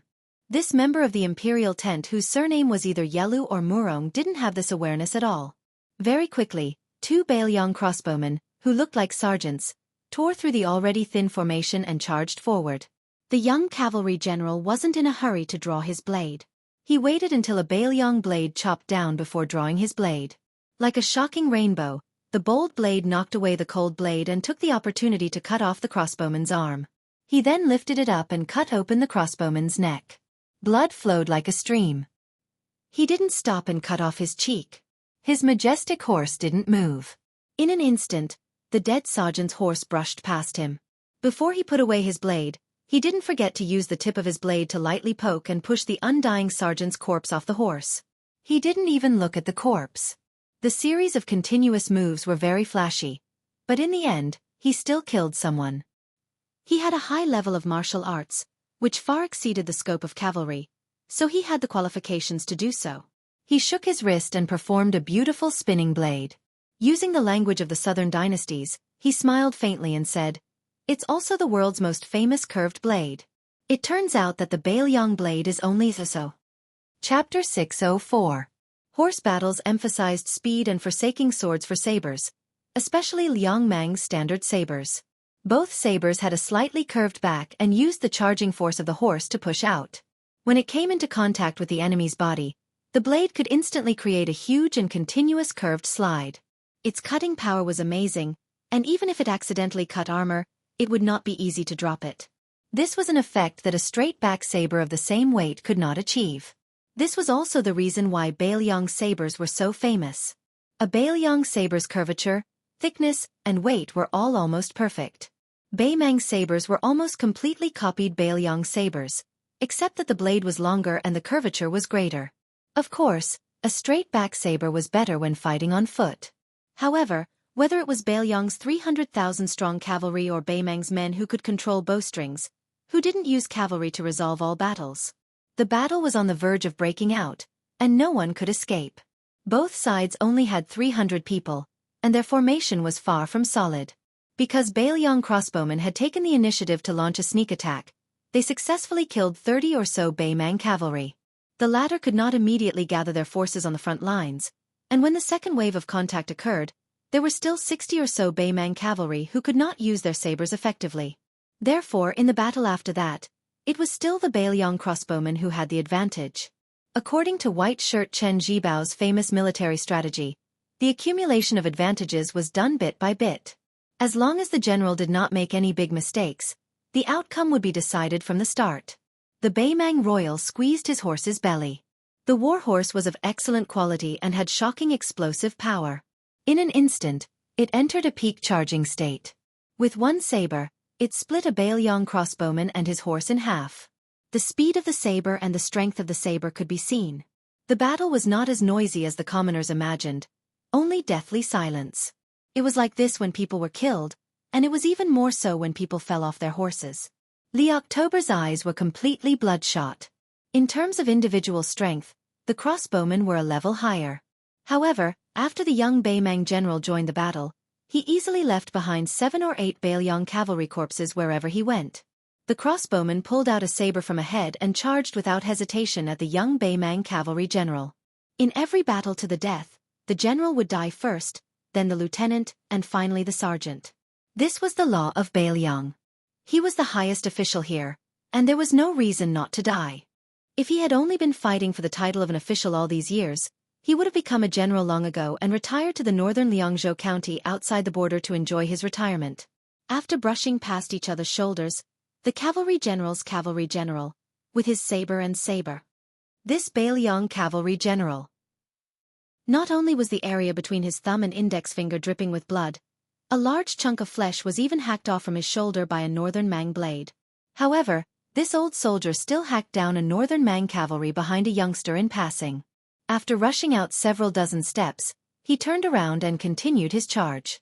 The second time the two horses brushed past each other, the cavalry general's armor was broken, and his intestines were hanging from the saddle. The cavalry general turned around and charged again. He tore off a piece of his shirt, twisted it, and tied it to his waist. He then continued to charge expressionlessly. Li Hanlin, who had already killed 4 enemy cavalry, saw this scene. He gritted his teeth and galloped away, ignoring the pursuit. The young Beimang general, Huang Zhou, cut the cavalry general in half. He turned to look at the corpse rolling on the ground and sneered, "Trash, I'm not going to play with you this time." He then raised his head and looked at the situation, thinking about how to pick a few more fellows worth playing with. He didn't care how many of the 200 cavalrymen he had with him would be left behind. Li Hanlin jumped up from his horse when he was 10 steps away. He held his saber with both hands and slashed at the bastard's head. The man casually raised his saber to block and retreated a few steps with his horse. But that was all. He sneered and didn't take advantage of the fact that his opponent didn't have a horse. He simply jumped off his horse and fought at the same time. A Beiliang crossbow arrow was aimed at his face. He grabbed it without turning his head, twisted it, and threw it to the ground. Li Hanlin spat out a mouthful of blood and stared at his opponent. Li Hanlin was stunned when he saw the horse pass by. It was Lu Daodu. Lu Dou bent down and lifted Li Hanlin onto the horse's back, while Lu Dou himself dismounted from the horse and rushed towards the northern barbarians. At the same time, he threw out a short spear.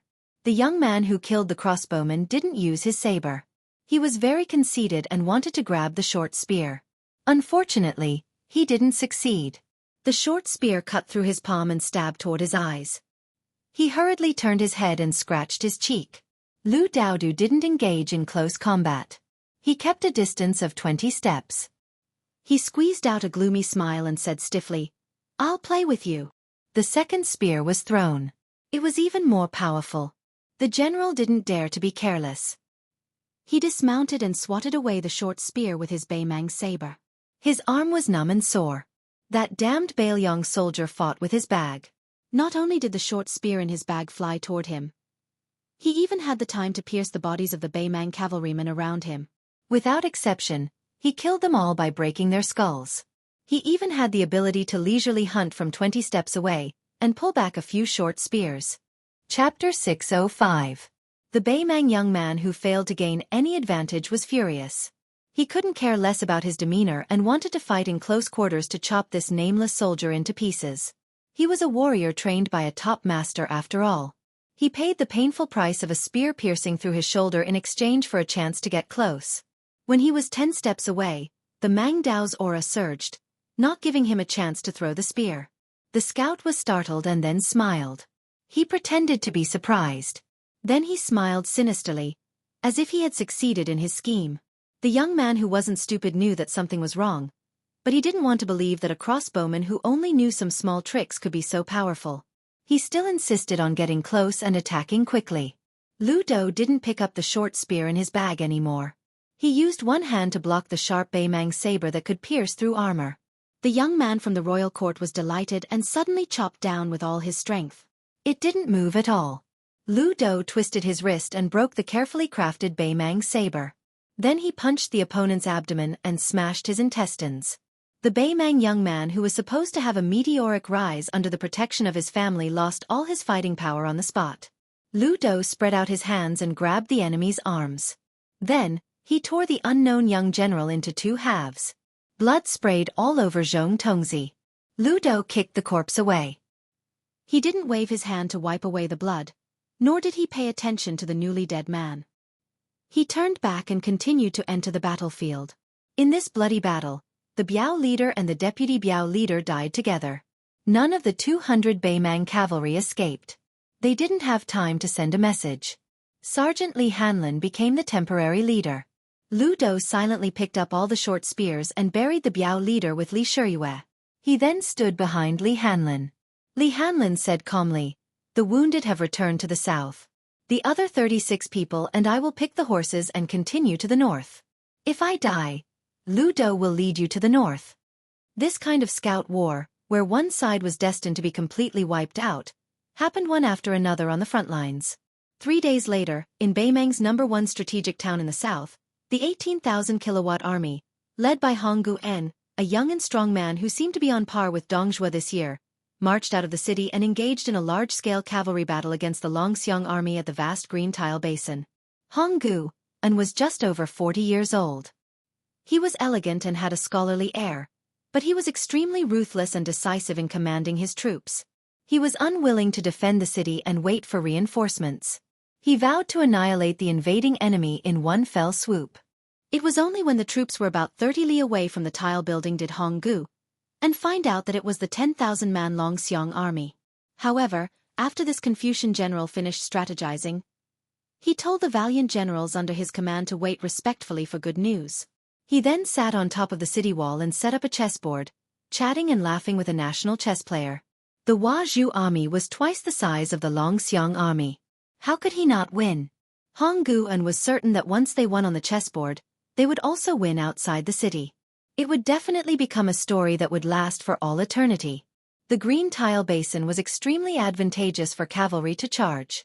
The momentum of both sides was vast. Most of the people who fled north during the spring and autumn period already had children of their own. The old people were all deeply moved by the strength of Beimang's national strength and military strength. They gradually forgot about the sound of the Beiliang cavalry's hooves. Moreover, these new people had never heard of the sound of hooves in recent years. The Beiliang cavalry had once trampled all over the spring and autumn period. However, wasn't that an old debt? When the people in the tile-building city first heard about the battle, they were slightly panicked. However, their fear did not last long. They began to laugh at the Beiliang for daring to come to the tile-building city with a pitiful 10,000-man army. The two armies were like two torrents clashing against each other. The Huazhu army's howls shook the heavens. It seemed that their momentum had far surpassed the Beiliang cavalry, who were still silent during the charge. When they were 500 paces away, the Beiliang army shouted one word at the same time. "Kill!" On top of the city wall, Honggu En's eyelids twitched. The chessboard in front of him trembled more and more violently. In the end, the chess pieces were already jumping. A barefooted youth in black ran at the front with a black tiger. They left the elite cavalry of northern Liang far behind them, who were running as fast as thunder. The withered youth tied his hair into a braid. He grabbed the huge black tiger and smashed it at the enemy. Then, he bent his knees and jumped into the sky, falling into the enemy ranks. It was extremely shocking. Did this idiot want to be the enemy of 10,000 people? After the black tiger fell, it instantly killed more than 30 cavalry. The black-clothed youth, who did not wear any weapons or armor, only ran in a straight line. Those who collided with him were all partially dead. The Huazhu army had cultivated a cavalry that specialized in killing enemy generals and brave men. There were about 300 of them. They were all dressed in ordinary armor, but they were tall and sturdy, strong and agile. They came from famous Jianghu families and were extremely good at fighting. However, even if they were divided into 10 groups and the 300 men were urgently transferred to one place to block or chase the black-clothed youth, they still let him pass through most of the Huazhu army. After the two armies mixed, the pressure on the youth was greatly reduced. He was like a fish in water, rushing straight to the city gate on the northern highlands of the green tile basin. A man and a tiger ran to the city gate. The youth stepped on the back of the black tiger and jumped to the top of the city gate. After asking the dumbfounded Honggu En a question, he pulled the latter's head out of his body. This was the Battle of the Green Tile Basin. When the second son of Ren Tu, Su Longxiang, stepped onto the stage for the first time, he slaughtered the Liyang dynasty into an empty city. The Beiliang cavalry's hooves were like thunder. 10,000 Longxiang army. 10,000 Thunder. Half of the 18,000 Huazhu army, known as the Iron Army of Bei Mang, died in battle. The surrendered soldiers were killed. The entire army was killed. Bei Mang heard the thunder. Chapter 606. Two 10,000-word chapters completed. The Southern Dynasty had its own imperial court, but its rank was lower than that of the Northern royal court. When the older generation first entered Bei Mang's territory, some of the more experienced aristocratic families of the Central Plains had seen the scene of disagreements and fights breaking out at every turn. At that time, they were shocked. They couldn't imagine that such an uncouth imperial court could challenge the Liang dynasty, which had already unified the spring and autumn period. Later, the empress showed mercy, and the Southern Dynasty was established. This imperial court was obviously much more cultured and elegant. There were endless disputes in the main hall, and there were bound to be some red faces and ears.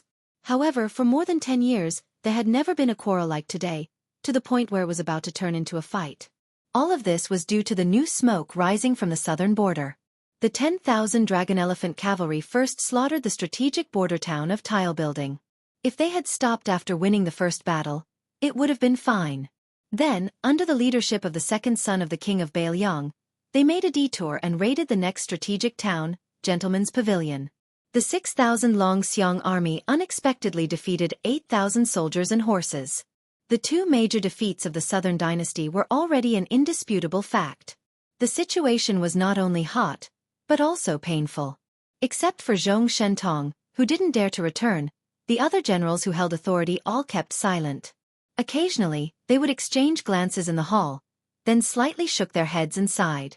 On the contrary, the civil officials of the Jia surname Gao Hua were quarreling. Among them, there was a fatty wearing a purple robe who scolded the most fiercely.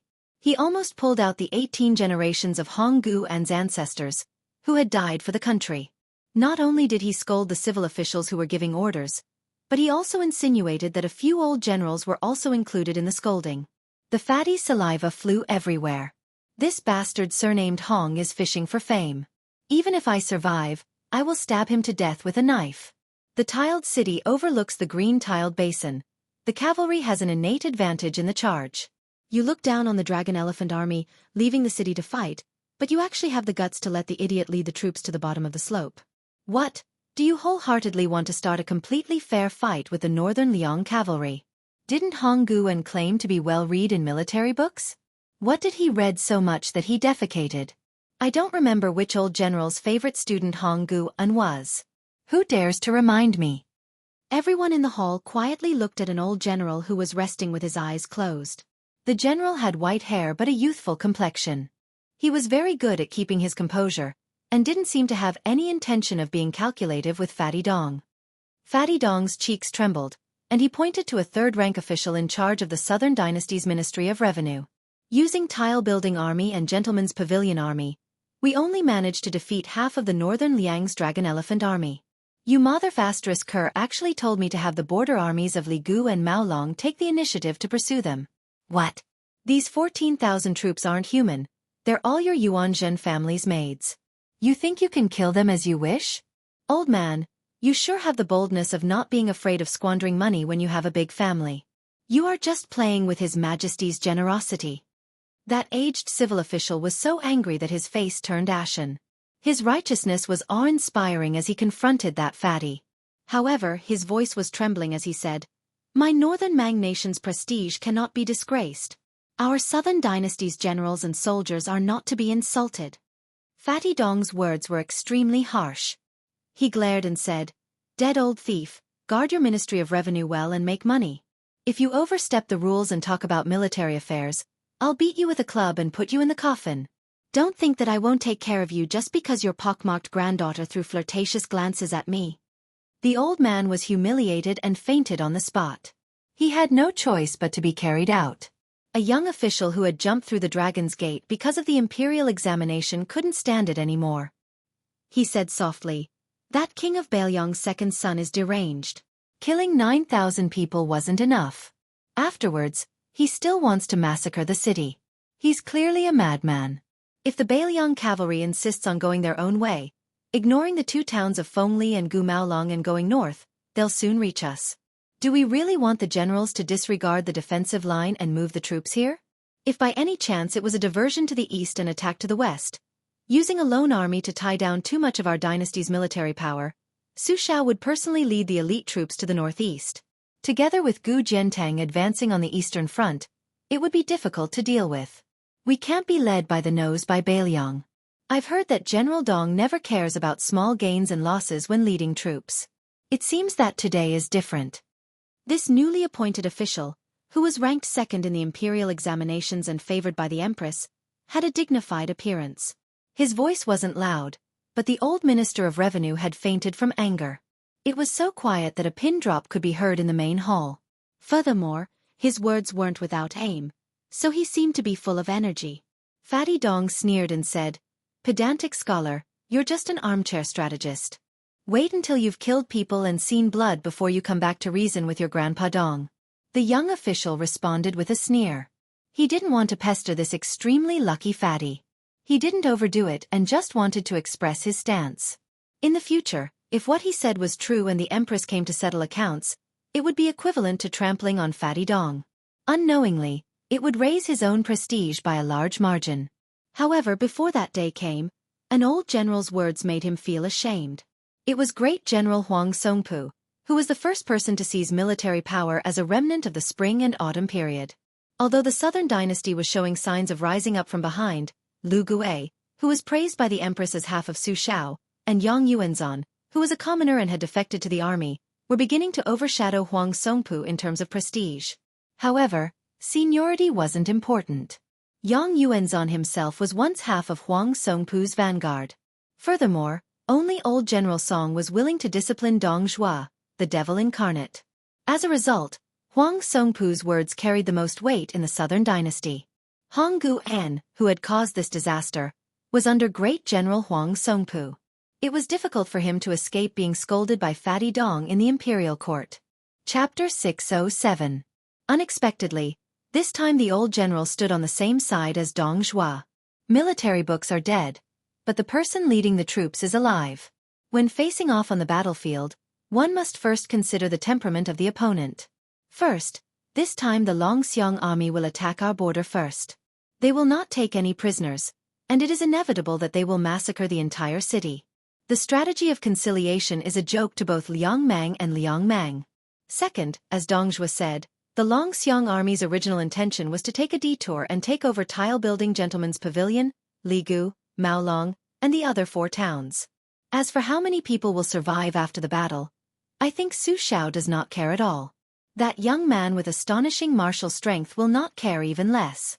Using a lone army and a single battle, they do not expect to defeat half of the southern dynasty's military strength, but they want to destroy the morale and popular sentiment that the southern dynasty spent more than 10 years to accumulate. This is where Bailiang's evil intentions lie. When the next battle begins, the Bailiang army will be wiped out and trampled under horse hooves. With the example of the past, who dares not to surrender? Third, I guess that after the Longxiang army goes north in one spurt of energy, there will definitely be a follow-up force, perhaps around 50,000 men. Whether or not they will attack is uncertain. We can choose whether to fight or not. If the Longxiang army swallows Ligu and Maolong, then we will really have to fight. If they can't, then we can catch our breath. As for what Assistant Minister Lu is worried about, the Bailiang army wants to tilt our border forces to the west and tear open a hole for the army to advance from the northeast. Of course, it is not impossible. However, Assistant Minister Lu may not know that in order to prevent the Bailiang army from merging with Gu Jiantang's eastern front, the central front has been a large pocket. Even if the Bailiang army allows them to advance 800 li in one go and fill it with 160,000 men, they may not be able to fill it afterwards. If it really comes to that point, it will not be us or even the king of Bailiang and Gu Jiantang who have the final say. Only our emperor and the Zhao family's son can make the final decision. It's not convenient for me to say too much about the central front. I hope that Assistant Minister Lu can forgive me. The young official was in fear and trepidation. He was also proud that Huang Songpu, the king of the southern courtyard, had personally explained his doubts. He cupped his hands and said in a deep voice, "Lu Shu's knowledge is shallow." As the king of the southern courtyard, Huang Songpu was nominally in charge of 400,000 soldiers in the southern dynasty. However, the empress had always supported the Beimang generals and preceptors. They each had their own system and restricted each other. Moreover, Huang Songpu had gradually retreated behind the scenes in recent years. The so-called title of the king of the southern courtyard would sooner or later belong to someone else. If it were not for the urgency of this war and the need to intervene, he would have already faded out of the southern dynasty. Huang Songpu had never been on good terms with the two generals, Lu Gue and Yang Yuanzhan. He also did not have a good impression of Dong Zhuo. It was only when the situation was truly chaotic that Huang Songpu felt that he was unable to make ends meet. This was especially so after the death of the only one he could rely on, Hong Guan, which made the old general even more disheartened. A clan leader of the Jia sect frowned and said, "Since that lone army wants to attack Ligu Maolong regardless of the consequences, are we just going to let the remaining 4,000 Bailiang cavalry run amok in the territory?" Everyone knew that Lu Gue had a good relationship with the fat man. However, seeing the fat man's eyes darting around, the tall and mighty old general could not help but feel angry. He approached the fat man and gave him a hard kick. "You scoundrel who doesn't wake up early if there are no benefits. You've already spilled a few catties of saliva. Aren't you just trying to solve this mess? Even the great king of the South Courtyard has spoken up for you. Why didn't you take advantage of the situation this time?" Dong Zhuo had a troubled expression. The 4,000 Long Xiong army is still manageable. However, that person, Second Son, is really troublesome. If the two sides face each other and he comes to take the head of a general from an army of 10,000 and kills me, my two beautiful daughters-in-law will become widows. Won't they cry themselves to death? Lu Gue raised his leg and was about to kick again when the fat man hurriedly jumped away. The old general laughed and scolded. "Your family's daughters-in-law are the daughter of the mountain master of Bing Ti Mountain. Do you think you don't have powerful thugs by your side?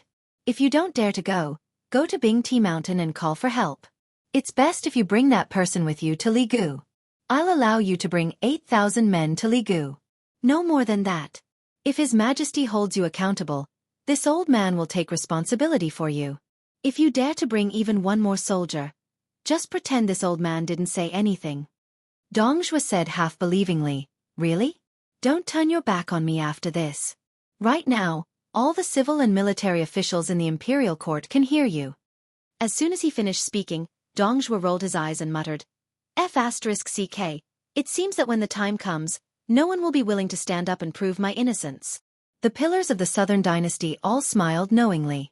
This Dong Zhuo was sinister, but he never lacked self-awareness.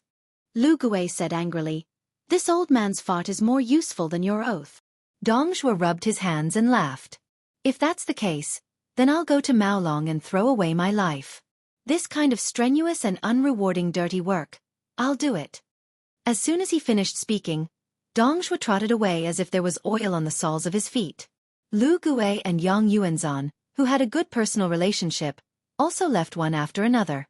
Huang Songpu still had to stay in the imperial court. Lu Gue waited outside the hall until Yang Yuanzhan came down the stone steps. The latter was known for being a man of few words. He calmly asked, "Dong Zhuo is going to Maolong and not Ligu?" Lu Gue laughed and said, "It's obvious that the Longxiang army will slaughter Ligu. This bastard is lazy to the bone. If he can sit, he won't stand. If he can lie down, he won't sit." Yang Yuanzhan smiled old-fashioned. Lu Gue suddenly asked, "What do you think of that person who slaughters the second son?" Yang Yuanzhan said indifferently, "On the battlefield, there is no immortal enemy." Dong Zhuo ran out like a wisp of smoke and did not forget to look back at the hall. He dug his ears and sighed. "It's so **king noisy.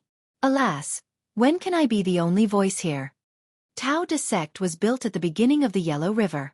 It was rumored that there was a hovering mountain behind Heaven's Gate. The imperial preceptor, who had transcended mortality and entered the divine realm, cultivated immortality there and did not care about worldly affairs for 30 years. Qilin Immortal had 6 outstanding disciples.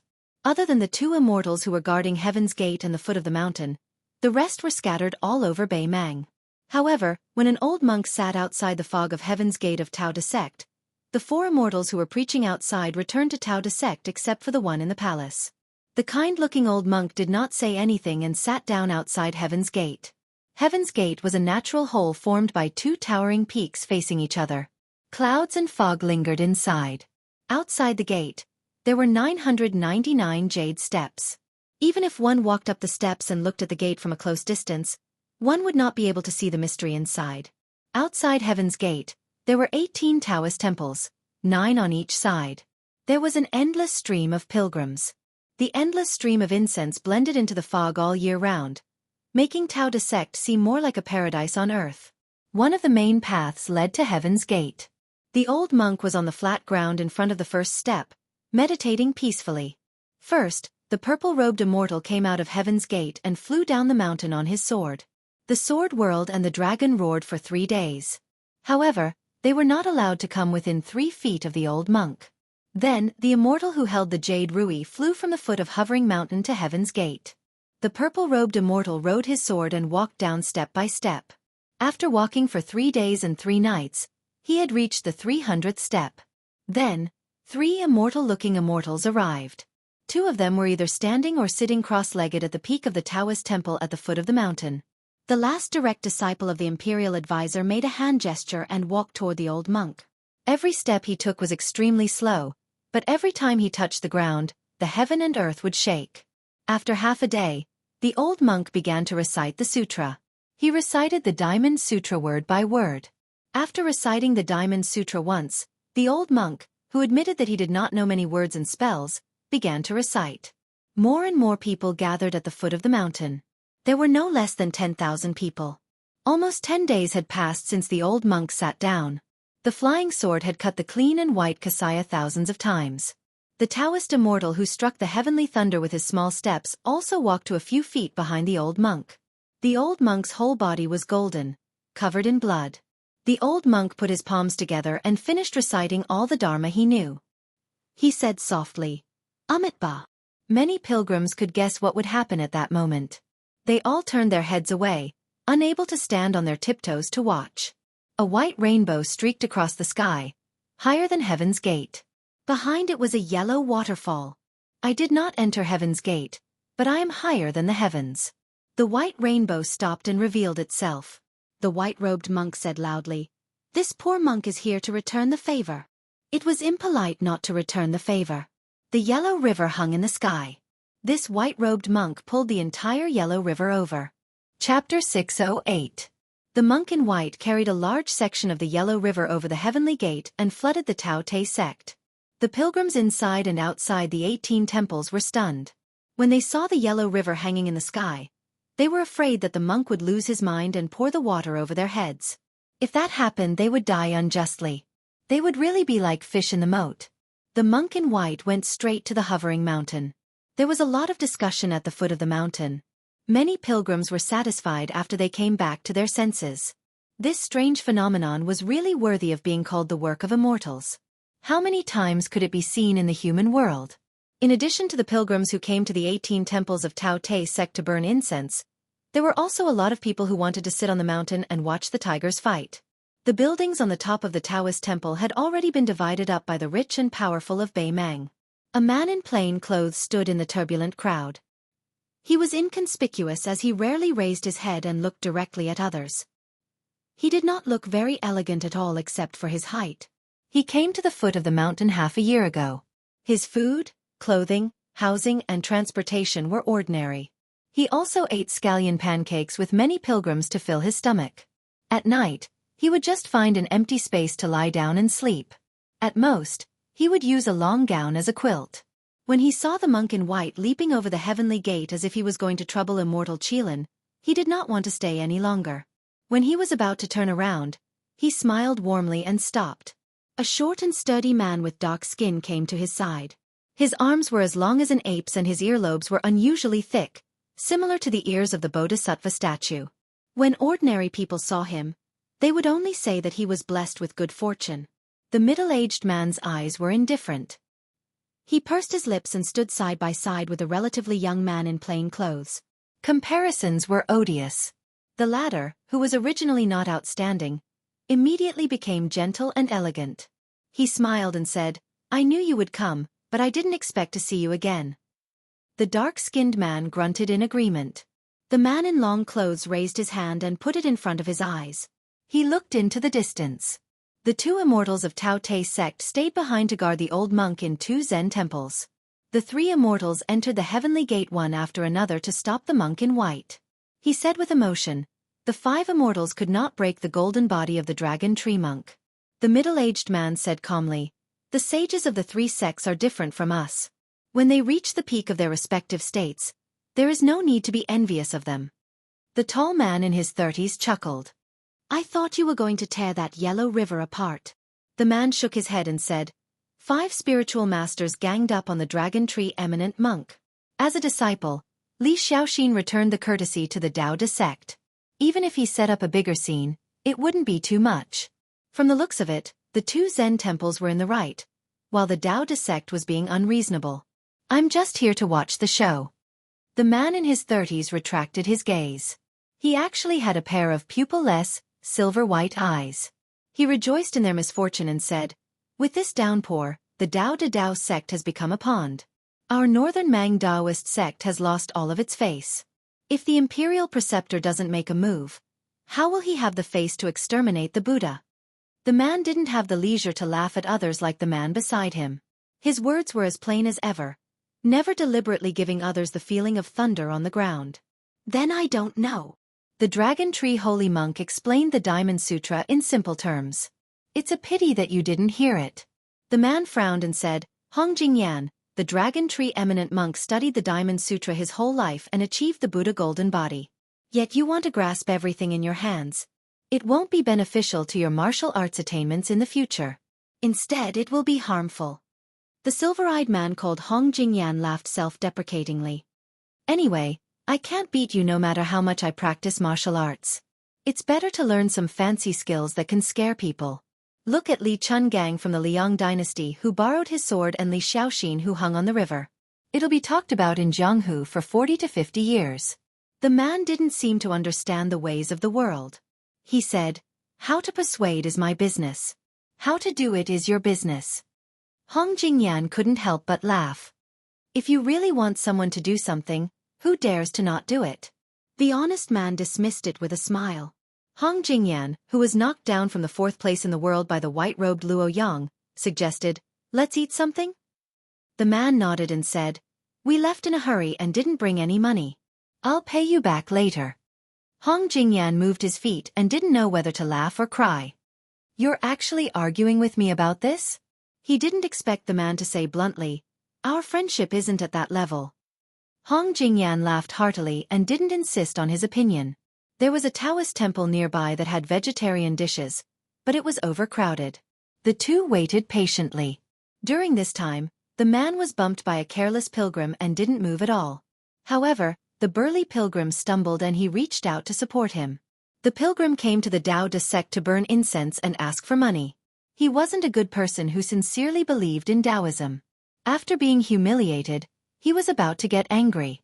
However, when he saw a man whose physique was not inferior to his, he cursed and left. The middle-aged man turned a deaf ear to him. Hong Jingyan was familiar with his temperament and was used to it. The two waited for a table and Hong Jingyan ordered 2 bowls of noodles. They sat opposite each other and buried their heads in the noodles. Hong Jingyan sucked the noodles into his mouth and asked vaguely, step by step, the 3 realms of Diamond Finger and Celestial Phenomenon, what's the difference between them and the 2 Zen temples Invincible Vajra, Immortal Qilin's Shen Finger and Chao Chongqing Celestial Phenomenon? Moreover, the realm of martial arts is like Dong Tai's Shen Finger. It's not quite the same as ours." The man finished his noodles and put down his chopsticks on the bowl. He shook his head and said, "I'm not good at reasoning. If you're willing, we can fight." "Fight with you?" Hong Jingyan didn't respond at all. He answered his own question and said calmly, "I can carry the Yellow River to cross the Heaven's Gate. Of course, it'll be more difficult. But Li Dang has to follow the rules. He won't pour the Yellow River over everyone's head. He's unwilling and he doesn't dare. If it's me, I'll do whatever I want." Taoists pay attention to the presence of deities. If a monk wants to become a Buddha, he must first have Buddha in his heart. In the end, the people of the 3 sects all borrowed power. Since they borrowed something from the heavens, it's like a commoner borrowing money. They'll be soft-hearted and feel uncomfortable all over. Those who dare to be extravagant will become unorthodox or wild fox Zen. In the end, their immortality and freedom aren't really free in my opinion. As for the Confucian school of sacrificing oneself for righteousness, it's even more like a scholar's cage. In the end, it's only the martial arts who prove their Tao through strength that's refreshing. The man frowned and said, "You still haven't gotten to the point." Hong Jingyan, who didn't have any edge to speak of today, laughed softly and said, "Let's not talk about this. Give me a definite answer. When the two countries are at war again, I'll go to your place to stay." The middle-aged man didn't comment. Hong Jingyan didn't feel that he was being neglected or underestimated. He leaned lazily on the back of the chair and said slowly, "His Majesty has been purging the Jianghu for many years. It's time for flowers and fruits to blossom. When the time comes, there will be many outstanding Jianghu people like the Sword Emperor of Shishu on the battlefield. It's tragic. It'll be good if only 1 out of 10 of them survive. I really feel bad for them." The dark and taciturn man interlocked his fingers and still didn't say a word. Hong Jingyan suddenly asked, "Do you think the two of us can sneak into the palace of the Liang dynasty and take the head of the Zhao family's son? Why don't we go to Bailiang and kill Su Shao?" The man glanced at the man who made a name for himself in the chess and sword music school and said lightly, "Although I don't know much about Buddhism, I've heard of a saying in the Central Plains, virtue is 1 foot tall, the devil is 10 feet tall. I'm sure that Wang Xianxia of the martial emperor city has been waiting for us for a long time. As for Su Shao, he's involved in the tripartite balance of power of Liang Mang and Liang. Since you have ambitions, you can't kill him just because you want to. Besides, you can't kill him anyway." Hong Jingyan sighed. The middle-aged man asked, "I heard you lost to her?" The chair under Hong Jingyan's feet left the ground as it swayed. This man, who had once watched the devil grow up in Luoyang, said with a calm expression, "I lost. She paid a big price. She destroyed 126 acupoints and was heartless. She was a living dead.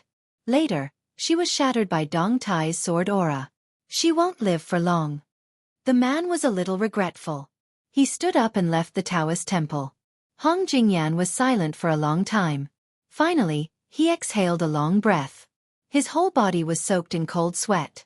A woman wearing a veil hat and holding a pipa walked in. She sat quietly beside Hong Jingyan. She lifted the veil hat and revealed half of her face. Hong Jingyan glanced at her and asked for a bowl of vegetarian noodles from the Taoist temple. He said, "He can know me but you can't." The half-faced woman had a tender face and an old voice. She was as hoarse as an old woman.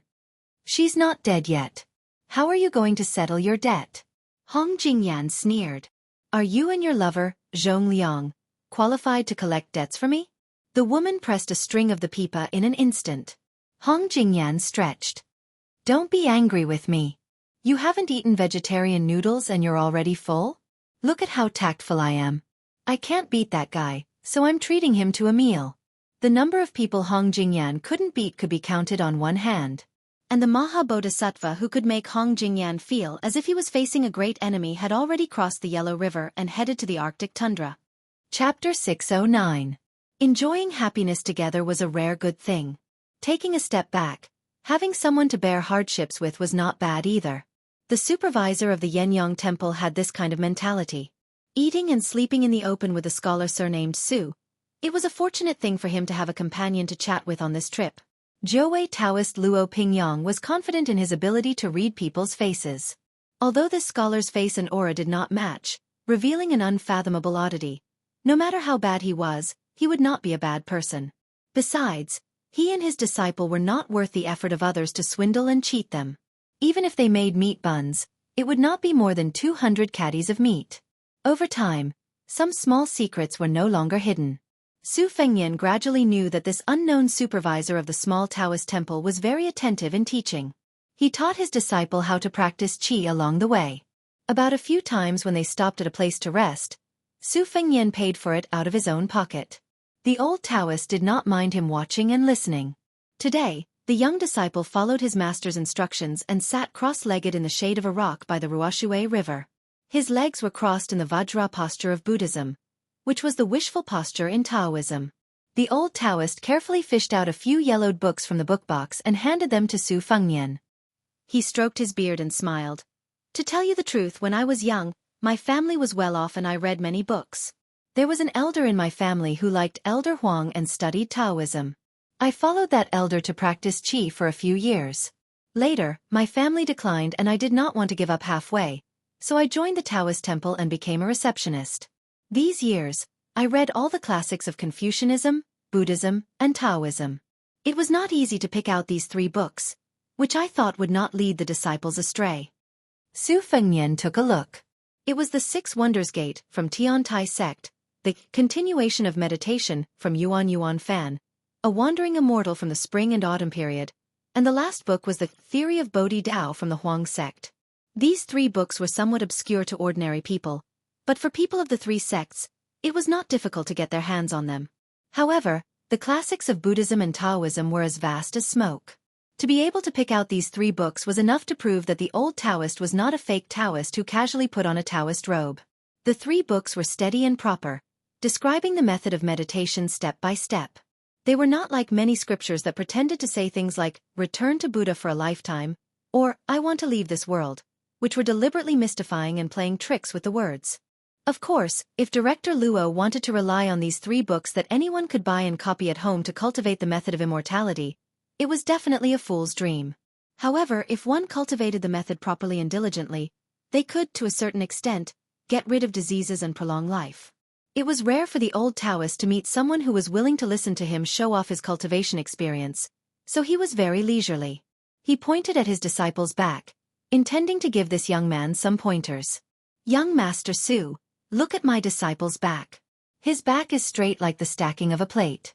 This is very particular. The old Taoist kept him in suspense and asked with a smile, Young Master Su, have you ever seen ginseng before? Su Fengnian smiled and said, I've only seen it a few times by luck. The old Taoist narrowed his eyes and clicked his tongue. That's good stuff.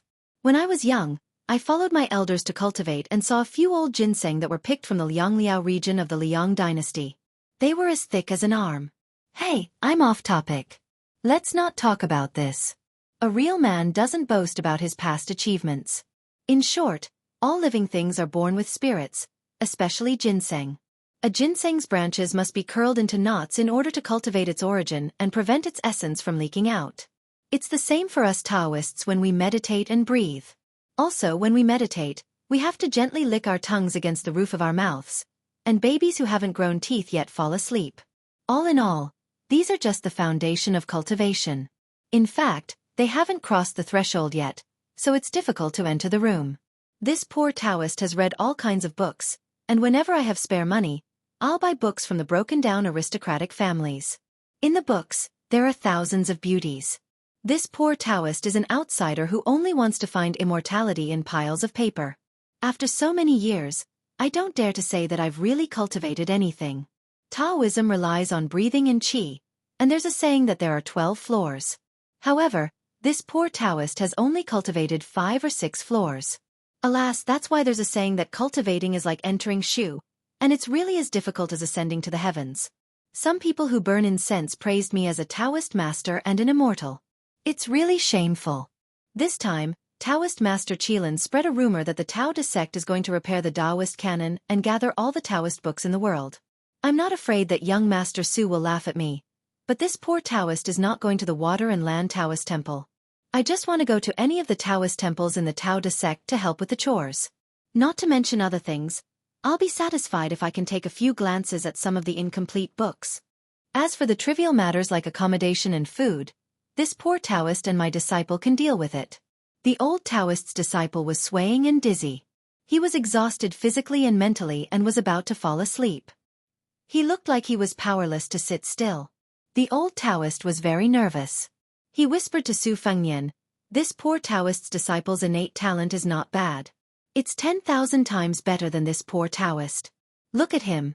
This is the sign of his sea of qi rising.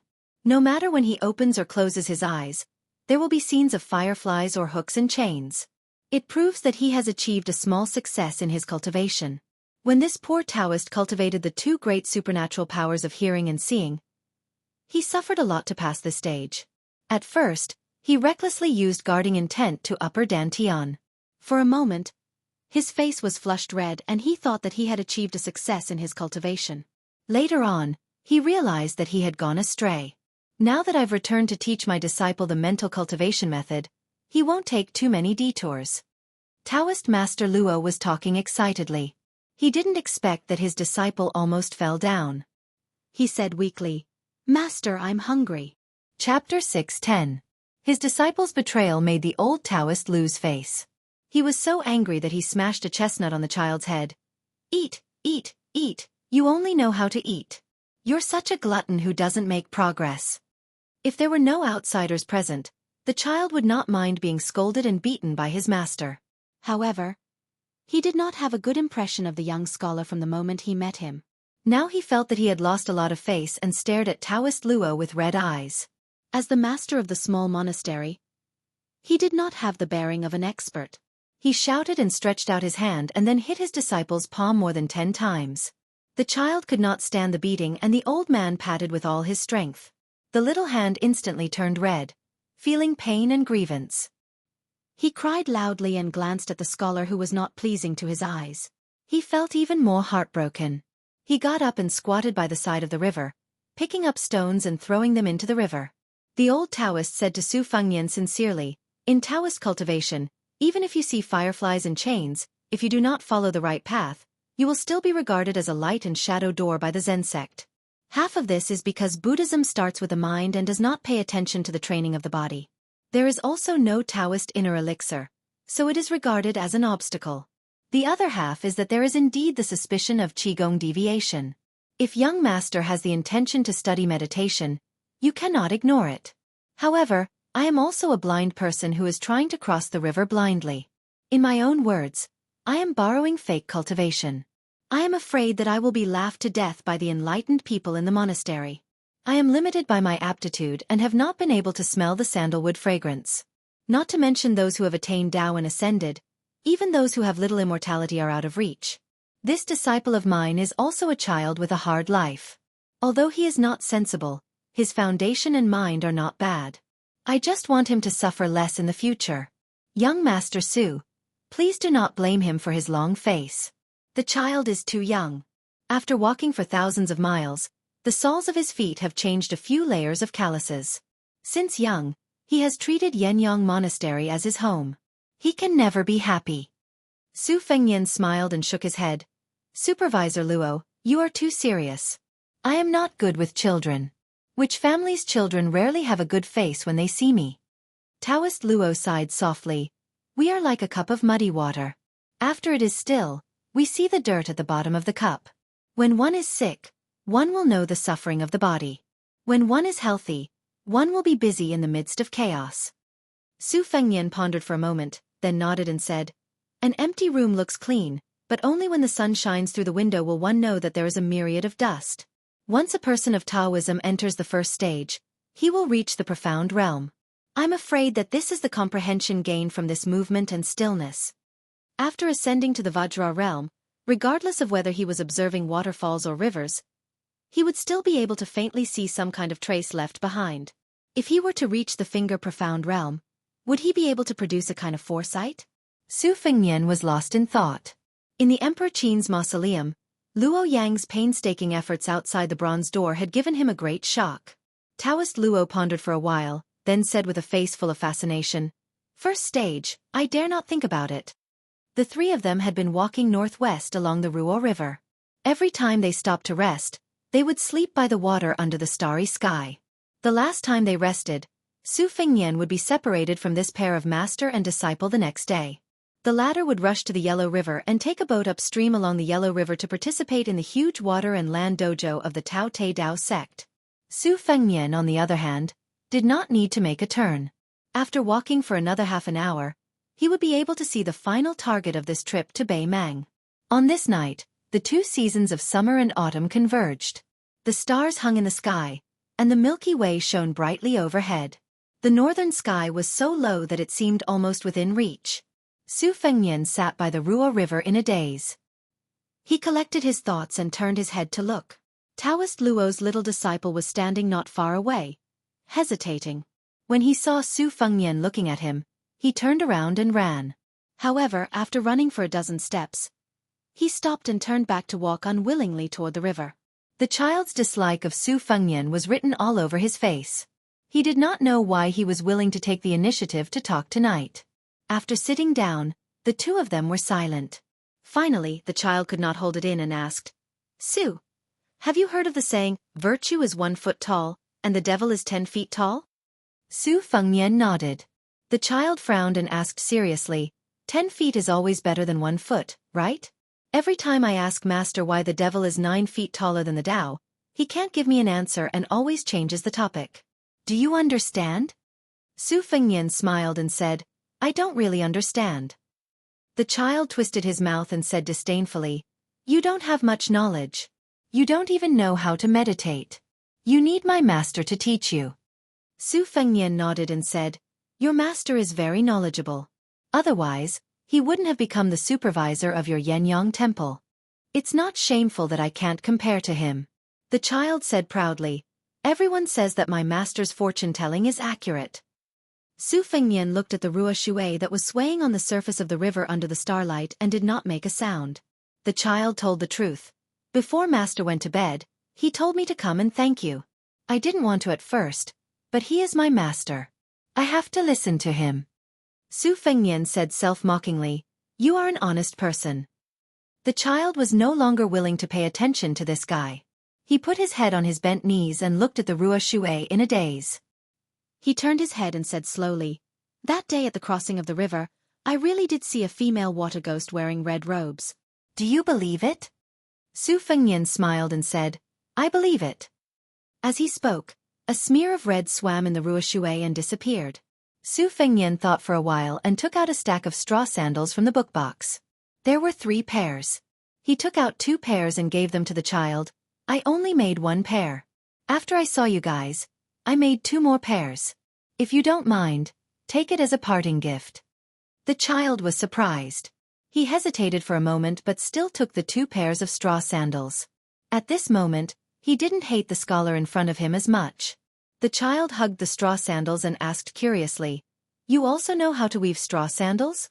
Who are you giving them to? Su Fengnian looked calmly at the water and said softly, You have a master. I also have a master. Chapter 6:11. Taoist Luo opened his eyes early in the morning, but did not find his sleepy disciple. It was strange that this little brat was so angry even when he woke up. He got up and looked over, only to find his disciple holding a tree branch and messing around by the river. Messing around? Taoist Luo quickly changed his mind and walked over with his hands behind his back. He saw his disciple with a good foundation holding a tree branch in his hand. Every time he condensed his qi, his movements were smooth like a dragon or a snake. Taoist Luo's eyes widened. Could this brat really be so talented that he could comprehend swordsmanship by looking at the water and learn it by himself? But Taoist Luo remembered that he did not teach him swordsmanship at all. It was not because he was afraid that teaching his disciple would starve his master, but because Taoist Luo knew nothing about swordsmanship. Taoist Luo did not see young Master Su's figure. He waited until his disciple stopped, sweating profusely. Then he asked as if he had seen a ghost, How did you learn swordsmanship? This piece of charcoal snorted and brandished his sword with a withered branch. He grinned and said, Young Master Su praised my constitution and taught me this sword move. I'm thinking that when we return to Yenyang Monastery, senior martial brother Qing Yan won't be my match. Speaking of that old man who relied on his strength and age and his master who was from the same sect as the temple dean, the child was especially vengeful. He always wanted to beat him up after he learned some peerless martial arts. Taoist Luo frowned and asked, That young Master Su also knows swordsmanship? The child shook his head and said, I don't think so. Before he taught me this move last night, he said that he read it from an ancient manual with a missing page. I think he thought that he could not learn it so he taught it to me. When I become a top swordsman in the future, he will be proud. The child remembered something and ran to the river bank. He picked up 2 pairs of straw sandals and said with a smile, Master, he gave this to us. Before he left, he asked me to pass a message to you. He said that he liked your poem and that it was the words of a benevolent person.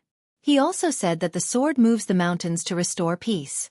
In the end, he said that he had memorized all 32 poems and that he would read them to his second sister when he returned.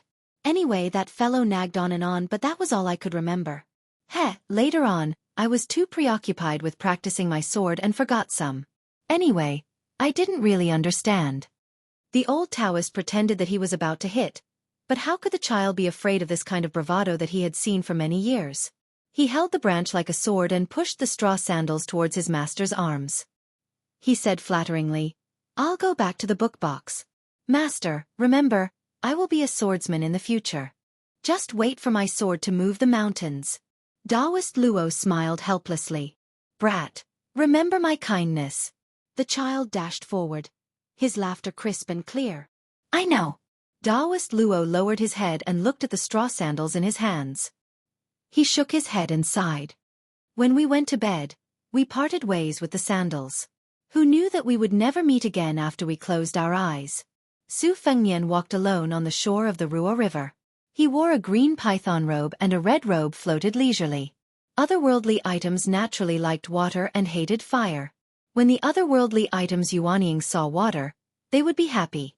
From time to time, their heads would float to the surface of the water with a fish in their mouths. They would face Su Fengnian on the shore with their mouths full of blood. Su Fengnian was too lazy to care about them. Of course, that pair of master and disciple didn't know that if it wasn't for him secretly stopping them when they were crossing the river, the man holding the sheepskin raft would have been dragged into the water and become the otherworldly item's meal. It wasn't wrong for the child to treat him as a water ghost. The sword technique that Su Fengnian taught the child that night was the majestic opening shoe style. However, with the master and disciple's background, even if the child practiced the sword every day, he wouldn't be able to grasp half of the essence of that sword technique. Since ancient times, it was hard to find a good master, and even harder to find a wise master. There was a huge gap between the 4th grade of martial master and the 2nd grade of master. The 1st grade was as high as Wei Tian Men. Taoist Luo could be considered as someone who was determined. He was also a supervisor of the Taoist temple. He spent his whole life tirelessly searching for the art of immortality. However, even now, he hadn't completed half of the 12 floors of the Taoist temple. This was the real Jianghu. Some people were so poor that they couldn't even touch a single coin. Some people were so rich that they couldn't even look at a mountain of gold. Su Fengnian suddenly stopped and squatted on the ground. He took out the things in the book box to bask in the sun. It was like exchanging a Nanzhao sword for the spring and autumn sword from the Western Shu orphan. Su Fengnian could only use 50% to 60% of the sword qi. That time when they met in a narrow alley in the rain, he almost died under the wild beat of the blind female zither player. The black box containing the 3 ancient swords of the great Qin dynasty was flipped over the dragon wall into the mausoleum of the Emperor Qin. That white robe. A spring thunder. Did the face of the white fox climb the stairs? A saber manual, stopped at the knot of black hair. The soft armor on his body that he couldn't take off during his last 2 travels. 12 flying swords. The sword embryo of the dewdrop golden thread Taya sword was completed. A pair of straw sandals that he didn't know if he could give away. This work was learned from old Huang. He remembered the first time the old man with missing front teeth handed over a pair of straw sandals. Su Fengnian stomped his feet and cursed. Were these considered shoes? Later, he felt that straw sandals were better than walking barefoot. He got used to wearing them. That time when he just returned to Bailiang Palace and put on the comfortable jade shoes again, he was actually not used to it. As the heir of a feudal lord, he could get a lot of rare things for no reason. However, Su Fengnian also unknowingly risked his life to get some things. At the same time, as time passed, he lost a lot of things that couldn't be retained no matter how hard he tried. He couldn't talk about how many hardships he had suffered. If he talked about it, people would only think that he was greedy and didn't know how to be content. It was like he was talking to a hungry man about meat and greasy food. Therefore, he could only say that he enjoyed a lot of luck when he met people. Su Fengnian put the books back into the box one by one. The nascent soul of the otherworldly item came to the shore and looked at this guy with pity. Under Su Zhao's personal supervision, the Liang dynasty had once built an unprecedentedly huge post-house network. The post-house was the point, and the post-house was the line. The line was supplemented by beacons, military towns, and Wu Castle. It was a piece of land that looked daunting. Today, the eastern border of Liang dynasty almost completely copied the original framework.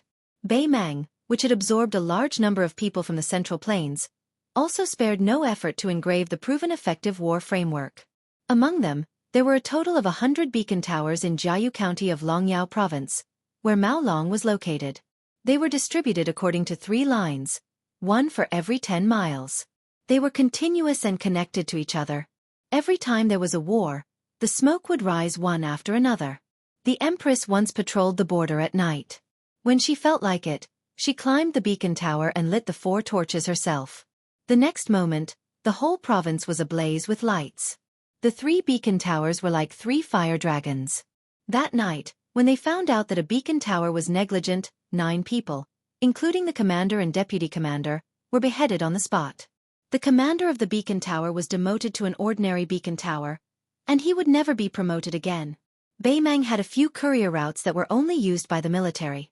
Once, there was a powerful imperial relative who privately owned salt and iron. He collided with a group of cavalry from the southern dynasties in Longyao province and was killed. The news was somehow leaked. When the empress killed this nephew of hers, she said that smuggling salt and iron didn't have to die, but riding a horse on the courier route deserved to die twice. Then, this person's young legitimate son was dragged out of his home and hanged to death. From then on, there were no more miscellaneous people passing through these courier routes. The courier route leading to the military town of Ligu was already full of frightened birds. The 4,000 cavalrymen galloped all the way, destroying all the courier stations and beacon towers without exception. Everyone knew that the 6,000 soldiers defending Ligu were like turtles in a jar. They didn't dare to retreat or fight. Tiezhu and Gentleman's Hall were examples of what happened to them. Tiezhu took the initiative to attack. Before Ligu reached Maolong, they had no choice but to take on the cruel mission of sacrificing their lives to wear down the lone army. They could only pray that the great generals of the southern dynasties could quickly come up with a countermeasure. After 2 battles, the once arrogant southern dynasties no longer had any military towns that could match the strength of the elite troops of Bailiang. Ligu was facing a disaster, and everyone was in a state of panic. In addition, the city was sealed. Many of the descendants of the noble families who couldn't leave the city either hugged their heads and cried bitterly. Because of the martial law, the people who were kept in the dock were not as disheartened as the well-informed nobles and gentry. Ligu was uncomfortable, and Maolong was also grieving for the death of the rabbit. Many families in the city took advantage of the fact that the city had not been sealed and fled north with their families. It was like the scene of the scholars fleeing north in the spring and autumn period. It was all because of the Bailiang army and the butchers. Maolong's Ladder Mountain Beacon Tower. Built on the peak of a hill, it was sturdy and rammed with thick red willow branches. The tower was tall and large. Because this mountain was close to the important border town of Maolong, the Ladder Mountain Beacon Tower was equipped with an extra 3 men. There were 12 men in one tower. In the past few years, the Bailiang of the various provinces didn't care about the northern dynasties and only used people from the northern dynasties. People from the southern dynasties were not allowed to be the Bailiang. It was only in the recent 2 years that they were allowed to enter the Bailiang. Then, the 2 sides quickly became equal. Many people complained about this. The 12 men in the Ladder Mountain Beacon Tower were evenly split between the northern and southern dynasties. 2 of the 3 men were from the southern dynasties, and the other one was a rough man. He couldn't compete with the other 2 and was pushed aside. This made the Mang Bailiang very embarrassed. He was getting worse and worse. Previously, he dared to secretly drink a few mouthfuls of wine. Now that he was caught, he was whipped. Chapter 6:12. The 2 sway marshals of the southern dynasty liked to order him around when they had nothing to do. They even threw all the hard work of late-night duty to him. The only time he got angry was when his beautiful daughter came to visit. She was stopped by the sway marshals halfway and was dragged into the forest. The other Fengzi were also curious about how such a good-for-nothing could give birth to such a beautiful daughter. If she was unlucky enough to take after her father, she would be too big and she would never be able to get married. As for whether the deputy sway marshal succeeded or failed, the outsiders could only guess. The Fengzi of the southern dynasty despised him and the Fengzi of the northern court hated him. The Fengzi of the northern court hated him. The Fengzi of the northern court also hated him. The Fengzi of the southern court looked down on him and the Fengzi of the northern court also hated him. The Fengzi of the southern court looked down on him and the Fengzi of the northern court also hated him. The Fengzi of the southern court looked down on him and the Fengzi of the northern court also hated him. The Fengzi of the southern court was the only one who could talk to the Fengzi of the Ladder Mountain. The new Fengzi was called Yuan Huai. In the southern court, Yuan had the surname Yi. It was also one of the few big surnames. However, no one thought that the son of such a big family would be willing to be a Fengzi who was destined to have no military achievements.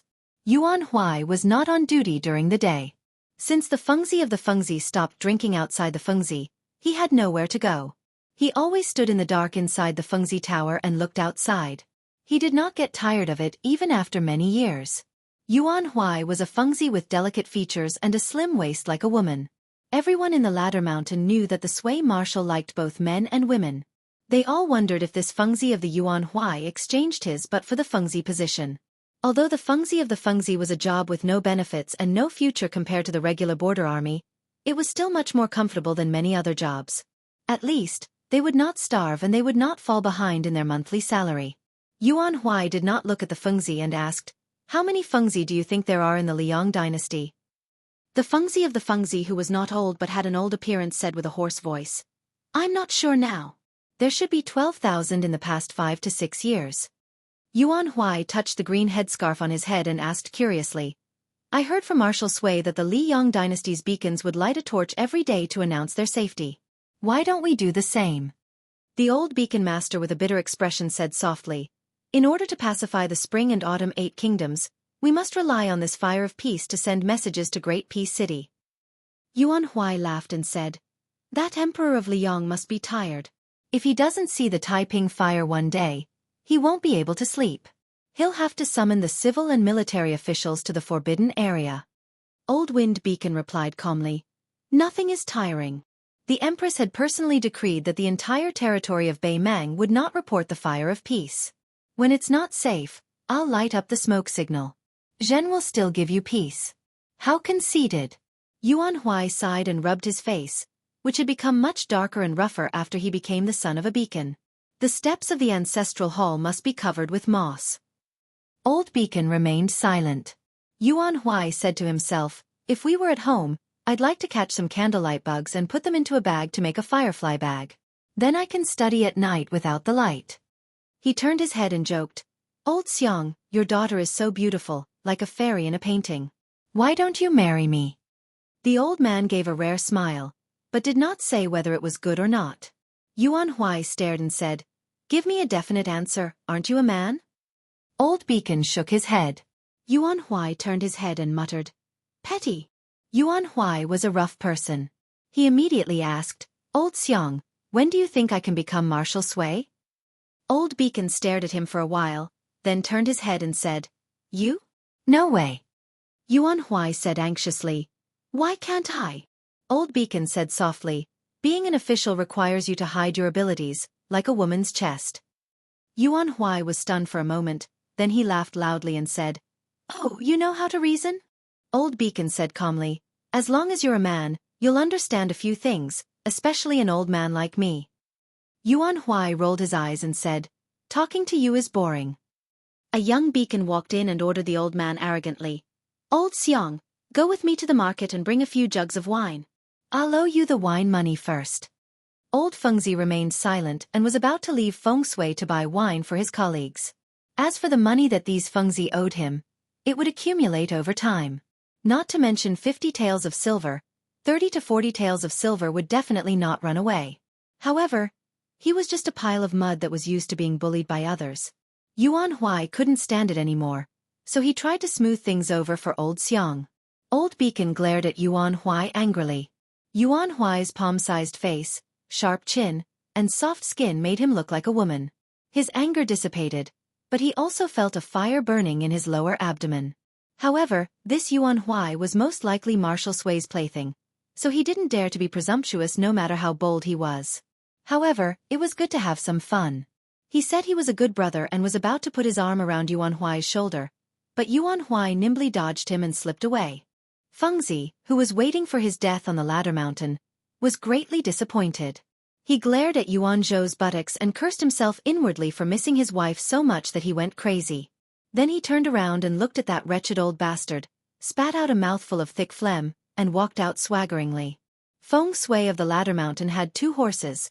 One of them was given to Marshal Sui to ride to the military town of Maolong. The wine market was about 20 miles away. Yuan Huai told Feng Zi, who was guarding the horses, that he was going to treat all his brothers to a drink so he could ride down the mountain. Chapter 6:13. When they went down the mountain, Yuan Huai passed by a small group of cavaliers from the border town. The leader was a handsome guy who looked like the guy in the beacon. When he saw Yuan Huai, he had a playful look in his eyes and whistled. Yuan Huai suppressed his disgust and spurred his horse forward. There were a total of 6 riders in the group. A rider who was half a horse's length away from the leader asked softly, "Aren't we going to kill them?" The leader, who was still frivolous a moment ago, narrowed his eyes and shook his head slightly. "We'll kill them later. Remember, there may be more than 9 beacon princes near the important town." The handsome rider snorted. "Brother Hanlin, we've killed our way here. We've already destroyed 7 beacon princes. We're well aware of the situation." Li Hanlin, who had become colder in silence, exhaled. "It's never a bad thing to be careful. We can't lose our lives in Beimang again. Once we get rid of this beacon, we won't have anything else to do. After we go back." Li Hanlin did not continue. How many of them could go back? Li Shuriwe bit his cracked lips. His eyes were cold as he nodded heavily. There was a checkpoint about half a li away from the ladder mountain Fengyi. A Fengzi was dozing off under the shade of a tree. He did not even wake up from the sound of hooves that were not wrapped in a soft cloth. Fortunately, a crossbow arrow pierced through his head and nailed into the tree trunk. The Fengzi did not die in pain. His head only shook slightly. The rider deliberately stopped at the checkpoint and then slowly went up the mountain. There were 2 beacon princes from the southern dynasty who were joking around outside the beacon. They were waiting for Yuan Huai to buy wine to satisfy their cravings. When they saw the rider in Maolong light armor lazily appear in their field of vision, they thought he was a soldier looking for an acquaintance. They squeezed out a smile and went forward to flatter him. The 6 riders dismounted at the same time. Li Hanlin smiled and put his arm around one of the beacon prince's shoulders as he walked towards the beacon. He asked casually, "Is your Marshal Sui here? I finally got the chance to sneak out to take a breather. We agreed to go to Maolong to drink wine tonight. Don't stand me up. If the Bailiang really attacks, I don't even know if I'll be dead or alive. I'd better find some women and have some fun." Feng Zi was drooling with envy in his heart, but he smiled and said, "Yes, yes, yes. Sir, you're right. If you trust me, this humble one will be bold enough to lead the way for you. I am very familiar with the brothels in Maolong." Stepping into the shadow of the fire beacon, Li Hanlin laughed heartily. "You're smart. I like it." He was on the right track. He was really on the path to the underworld. At the same time, October Li broke the neck of another first wind beacon. Li Hanlin signaled Lu Do with his eyes. Lu Do held a dagger in his mouth and a spear pouch hanging from his waist. He leaped high and hooked his hands into the sway wall. He climbed up swiftly and quietly. There were 50 crossbowmen, but there were only 6 of them left. Corporal Li Hanlin, Corporal Lu Do, October Li, and 3 other elite crossbowmen who had swapped their cold sabers for Mang sabers. Among them, Lu Do was no longer equipped with a saber. Inside the sway wall, Li Hanlin was in a killing frenzy. He thought that everything had been settled, except for the female first wind beacon who rode down the mountain. He ordered Lu Do and October Li to search the sway wall for a secret room. Unexpectedly, an old first wind beacon ambushed Li Hanlin from a hidden spot. At that time, Li Hanlin was about to retrieve some records of the sway wall. In the end, Ma Zhenjai blocked the sinister saber for him. The sharp saber stabbed a Bailiang man through the heart. The first wind beacon was obviously a master. When he pulled out his saber, it drew an arc and tore open the man's heart. Before he died, Ma Zhenjai said that he wanted to return to Bailiang and take some money to give to the parents, wives, and children of his fallen brothers. The first wind beacon struck his saber swiftly and fiercely. Li Hanlin struggled to parry and was hit in the shoulder by the first wind beacon. Fortunately, before he could exert his strength, the first wind beacon was punched in the back by Lu Do, who had rushed over after hearing the sound. As if that wasn't enough, Lu Do pressed the first wind beacon's head and smashed it against the wall. The first wind beacon's head was like a watermelon when it fell to the ground. Lu Do looked at Li Hanlin, who shook his head and said that he was fine. Li Hanlin walked over to Ma Zhenjai's corpse and squatted down to help him close his eyes. Li October's lips moved, but he still did not make a sound. Li Hanlin calmly said, "Lu Do, you are good at tracking. Ride my horse with the best legs and go after that Feng Zi who went down the mountain. Remember, you only have to chase for 20 li. If you can't catch him, immediately turn back and meet us at the first beacon." Lu Do silently walked out of the beacon. Li October's fist pounded on the wall. Li Hanlin raised his head and said, "Our Longxiang army has no intention of eating Li Gu. Let's see who will fall into the trap of Li Gu Maolong." Dong Zhuo personally led 8,000 cavalrymen to gallop day and night toward Maolong. From the very beginning, he was prepared to abandon Li Gu. Fatso Dong only looked fat, but in fact, he was the kind of sturdy man who was not the least bit bloated. He rode at the front. There was a constant stream of cavalry coming to report the military situation. Of the 80 cavalrymen under Dong Zhuo's command, Bei Mang was the number one. The 8,000 elite cavalrymen of the Southern Dynasty were second to none. Their momentum was like a rainbow. Dong Zhuo habitually clenched his teeth, a haze appearing in his eyes.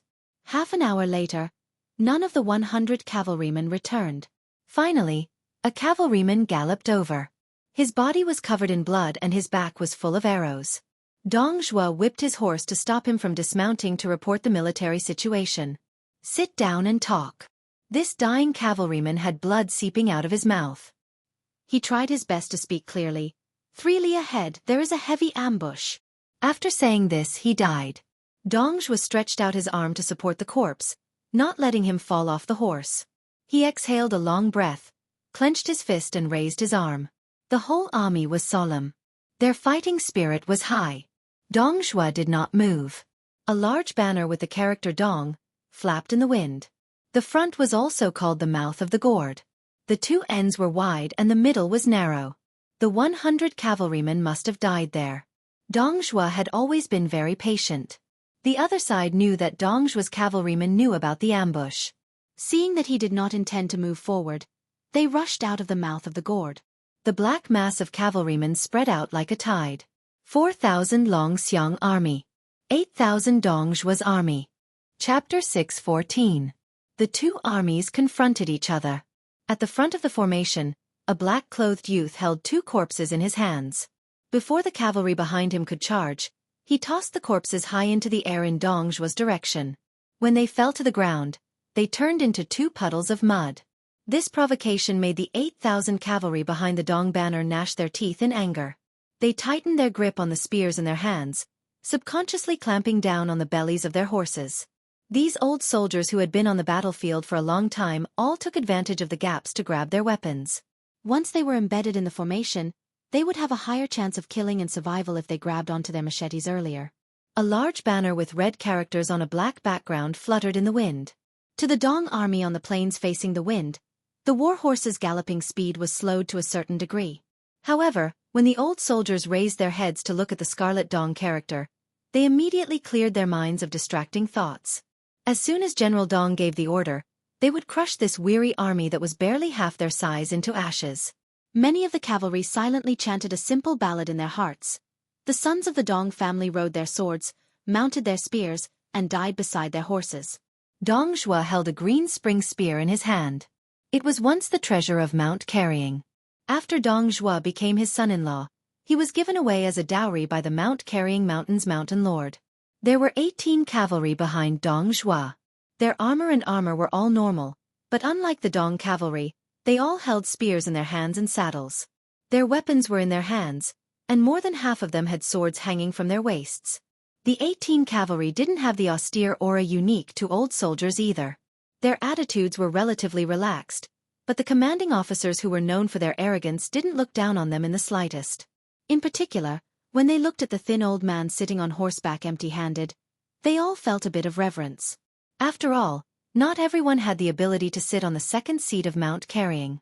The youth began to run with a terrifyingly large black tiger. The green spring spear in Dong Zhuo's hand was originally pointed to the ground, but it suddenly rose up and pointed forward. The two armies charged at almost the same time. When the distance between the two cavalry armies was large enough, it didn't mean that whoever charged first would have the advantage. If the distance was too large, after a spurt of energy, morale would begin to decline, and the penetrative power of the first spear would also be damaged. However, in this battle, the distance between the two sides before the collision was enough to ensure that the speed and impact of the horses would be raised to the maximum. The ground trembled under the hooves of the horses, and yellow sand filled the air. The two streams of water moved forward at lightning speed. In normal cavalry battles, Regardless of whether it was whistling or shouting, the cavalry liked to make noises to strengthen their momentum when charging.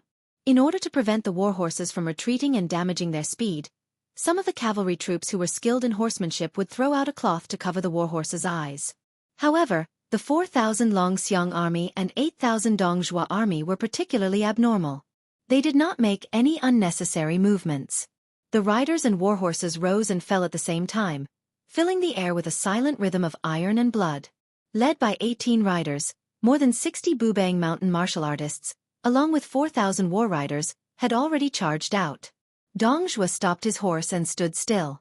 Behind him were 2,000 roaming riders, while the other 2,000 roaming riders circled around in an arc, avoiding the front. From the left and right, in an all formation, they pierced toward the relatively weak Longxiang army. Dongjua waited quietly for the final decision. The first time the two sides came into contact, both sides penetrated the flesh and bones. A dragon elephant rider and a Dong family cavalryman pierced through their breastplates at almost the same time. Their warhorses continued to charge forward, abandoning their spears and pulling out their blades. When the two passed by, they each hacked out with their blades. The dragon elephant rider chopped off the northern barbarian's head with his blade, ignoring the heavy injury. He tilted his head to avoid the spear. Just as he was about to risk his life to hack out with his blade, the Dong family cavalryman behind him knocked him down with a spear. The spear was squeezed out in an arc in the air. Before the Bailiang cavalryman died, he threw out his cold blade with one hand and grabbed the spear with the other, not allowing the spear tip to be pulled out of his body. The enemy cavalryman let go of his blade, flicking away the cold blade that was flying towards him, and continued to charge forward silently. There were two cavalrymen who collided with their horses. The war horses' skulls were smashed on the spot. The cavalrymen leaped up from their horses and used the momentum to stab their enemies in the chest. Both sides fell back at the same time, but they still held onto their spears. Before they could fight on foot, the cavalrymen from both sides were ready to pierce their skulls with their spears. Cavalry with astonishing strength could pierce the enemy's cavalrymen down with their spears. They used the remaining momentum of the warhorses' charge to pull out their spears and kill again. A dragon elephant rider ruthlessly pierced through the chests of two northern barbarians. When the two corpses fell from their horses, they still scuttled together like candied haws. He clamped a sharp spear under his armpit and twisted the Dong family cavalryman, who didn't decisively throw away his spear at the first moment, off his horse. He then chopped off half of his head and his entire shoulder. There were also Baimang cavalrymen who fell off their horses and were seriously injured but didn't die. They still chopped off the legs of Bailiang's horses before they died. The two armies strangled each other. In an instant, victory and defeat were decided. Apart from a few officers who excelled in horse fighting and didn't abandon their spears, continuously killing the enemy cavalrymen as they charged forward, it was simply impossible for a cavalryman to advance slowly and be surrounded by more than 10 cavalrymen and be swept away by his spear. It was even more impossible for a cavalryman to turn around and fight another several dozen rounds just because he ran into an evenly matched enemy general. There was only one exception. In the middle of this long battle line, there was still a huge hollow circle that defied common sense. Previously, when the black-clothed youth leaped into the air, he was slapped in the chest by a thin old man who didn't have any weapons in his hands. He fell to the ground with a loud bang. Then, he was entangled by 18 cavalrymen, either on horseback or off their horses.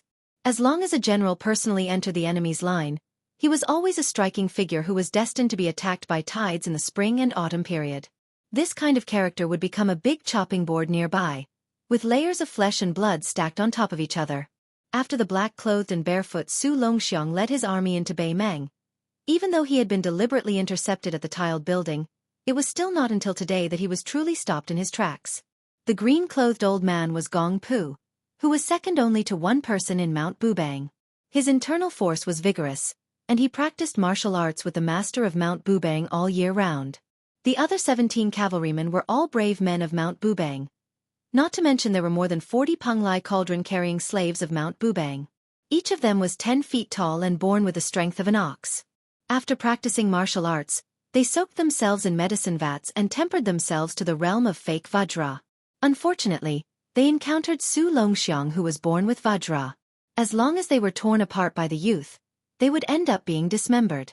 In the big circle, there were already more than a dozen Penglai slaves with missing arms and legs lying on the ground. At this time, Su Longxiang ignored the sword of a Mount Bubang swordsman who stabbed him in the back and punched a cauldron-carrying slave in the chest. He slowly pulled out the heart and threw it on the ground. The middle-aged swordsman was shocked when the sharp sword pierced the youth's back. He clearly did not rely on the Qi Ji to resist the sharp weapon. He immersed himself in the sword for 30 years and was quite conceited. He stabbed the youth's back with the sword in his hand, but no matter how much sword chi he added, it could not penetrate the youth's flesh. The black-clothed youth was slow at times and fast at times. He thought that the green sword was not sharp enough, so he leaned back and took the initiative to move closer to the green light lingering on the tip of the sword. Before the swordsman could let go of the sword, the slightly famous sharp sword in Jianghu was bent in an instant and then broke. The youth leaned back too fast. Not only did the swordsman's sword break, but his whole body was knocked away. His chest was shattered into a mess. He floated backward and fell into the yellow soil, dead. The black tiger looked up to the sky and roared. Under its claws, it clasped the blurred corpse of a Penglai giant. With a light hook, the corpse was smashed and blood soaked the yellow sand. The black tiger pounced on the next burly giant that was closest to it. Gong Pu, who was not in a hurry to fight with the black-clothed youth in close combat, saw this and shouted angrily, "Evil beast!" The black tiger was hit by Gong Pu's palm and flew to the side. After landing, it still slid for 50 or 60 feet. When it stood up, shaking its head, a warrior of Mount Bibing stabbed it with a spear. The spear stabbed into the black tiger's back for a foot. The black tiger did not feel the pain at all. It sank into the ground on all fours. After accumulating strength, it pounced on both the man and the horse. The spear-wielding knight's waist was bitten by the black tiger under Qi Xuanzhen's mount. It was a shocking sight. The divine beast, who was beaten down on the demon-slaying platform and recognized the black-clothed youth as its master, swung its tail as hard as iron. The Penglai slave on the back had a bloody wound from head to chest. It pounced on another giant that was not afraid of death. The latter's face was flushed red. He held the black tiger's mouth and did not let it bite him. The black tiger's whole head smashed down, breaking the giant's arm and smashing his head into the soil. Gong Pu, with a face full of anger, rushed over and kicked the black tiger again. More than a dozen of Liang Mang's cavalry rolled down. Chapter 6:15. Su Longxiang didn't care about the battle at Black Tiger's side at all. With a seemingly casual sweep of his arm, he cut off the waist of a swordsman from Mount Tibing. Pulling the upper body, he spun in an arc and smashed the chest of a giant man carrying a tripod into pieces. A wooden-faced old swordsman's sword was like pear blossom rain. Every time his sword pierced the barefoot youth's body, he would use the rebound of the sword tip to retreat a few feet. Back and forth it was dazzling. In an instant, he had struck more than 90 swords. His hands, feet, head, face, cheeks, heart, and abdomen were all missing. A series of crisp and clear sounds of metal and stone hitting each other were extraordinary. The old swordsman tried to find the crazy youth's Achilles heel when his sword touched his glabella. The young swordsman, who had a fierce reputation after Bei Mang and Luo Yang, grinned and was about to take advantage of the slightly bent sword to move. The swordsman, who had integrated the Taoist's gang-stepping footwork into his body movement, had just taken a step when the youth in front of him punched the side of his left ear. The old swordsman hurriedly used his qi to counteract 70 to 80% of the killing intent, but because of the huge force, his body was lifted off the ground and fell upside down. Su Longxiang held his feet and stabbed them into the ground like throwing a spear into the ground. The swordsman, who had been famous for a long time, was squeezed until his chest was level with the yellow sand. Su Longxiang gently kicked the swordsman's legs and saw the ownerless sword. After hesitating for a moment, he bent down to pick it up and gently threw it up. His palms pressed against the hilt and the tip of the sword. The sword was broken into countless pieces by his palms. Holding the pieces of the sword with both hands, he looked up and saw the two remaining swordsmen. His figure suddenly jumped up and scared the two swordsmen out of their wits. They didn't care about the famous sword and ran away. One of them didn't run fast enough and was hit in the cheek by the black-clothed youth. His mouth was full of fragments and his face was unrecognizable. The other swordsman escaped because of the Penglai giant who sacrificed his life to stop him. However, he was already scared out of his wits. He no longer had any desire to fight. Regardless of whether he would be severely punished by Bingbing Mountain or not, he retreated and disappeared into the cavalry. Su Longxiang was addicted to killing. After tearing apart a giant man, He was about to look for his next target when Gong Pu used a shoulder slam to knock him back a few steps. Gong Pu's hair stood on end as he rushed forward in large strides. His two fists tore through the air, wrapping up the wind and sand as he gave the young man a brazen blow. Su Longxiang's feet left the ground, and he kicked Gong Pu's shoulder. Both of them were pushed back, and after sliding a distance of more than 100 feet, they both stopped at the same time. The two of them were like two armies of cavalry, and they collided. Gong Pu's fist landed on the young man's forehead, and the young man's fist landed on his chest. With the two of them as the center, a large circle of yellow sand wildly drifted outwards. Su Longxiang spat out a mouthful of blood. He smashed his right fist into the palm of his left hand and smiled sinisterly. Blood oozed out of Gong Pu's nostrils, and he gently wiped it away. Once the number of troops exceeded 10,000, and then the whole army fought to the death without a single soldier surrendering. There was no historical record before the spring and autumn period. In the spring and autumn period, there was only the Battle of the Imperial Concubine's Tomb. In that battle, Yuan Zuozong, who was ranked second, was the only one left. He used 16,000 light cavalry to hold back the most elite and majestic 40,000 heavy cavalry of West Chu. This allowed the Su family army, which was not called the Bailiang army at that time, to complete the strategic siege of West Chu, forcing the West Chu army to completely withdraw. Finally, it led to the Battle of the Western Barrier Wall, which was known as the decisive battle of the spring and autumn period. In that battle, on top of the Imperial Concubine's tomb, there were 16 soldiers around Yuan Zuozong who were protecting the White Bear. All of them were ordinary soldiers, because more than 30 generals had already died. At the beginning of that battle, Yuan Zuozong took the lead. From the cavalry battle to the infantry battle, he killed 16 enemy generals. With one silver spear, he killed more than 170 enemy cavalry. If Chen Zhibao did not disobey the order and led the troops to rescue him, Yuan Zuozong was doomed to die in the Imperial Concubine's tomb. When the white-robed Chen Zhibao walked to the tomb, Yuan Zuozong stood with his hands on his spear.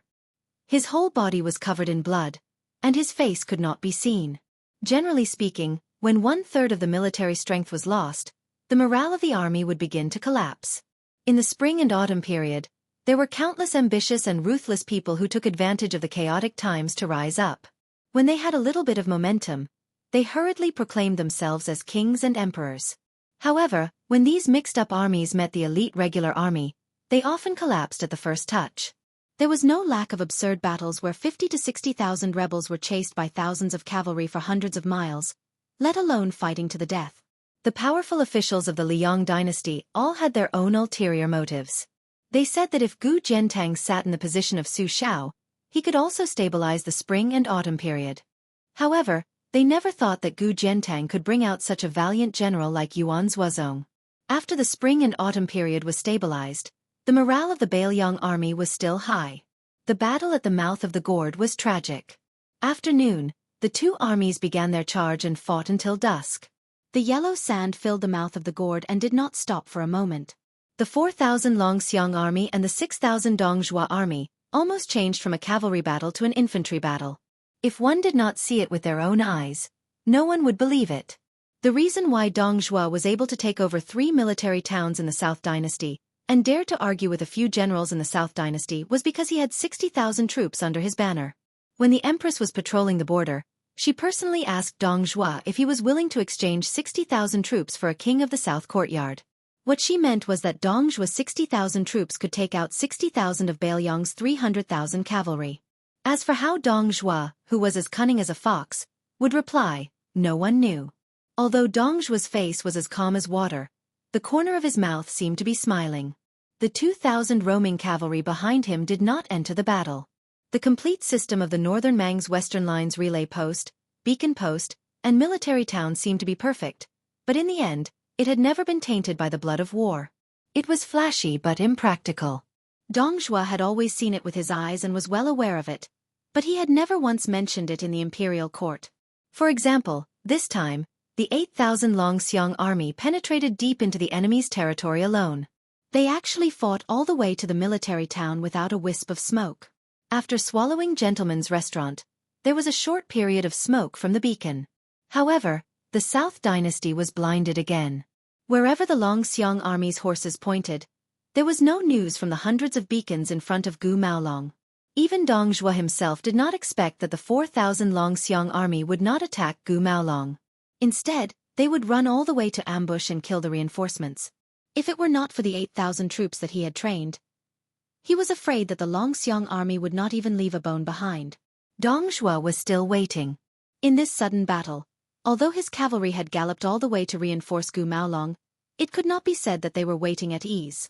However, compared to the Longxiang army that had experienced 2 fierce battles, they still had the advantage.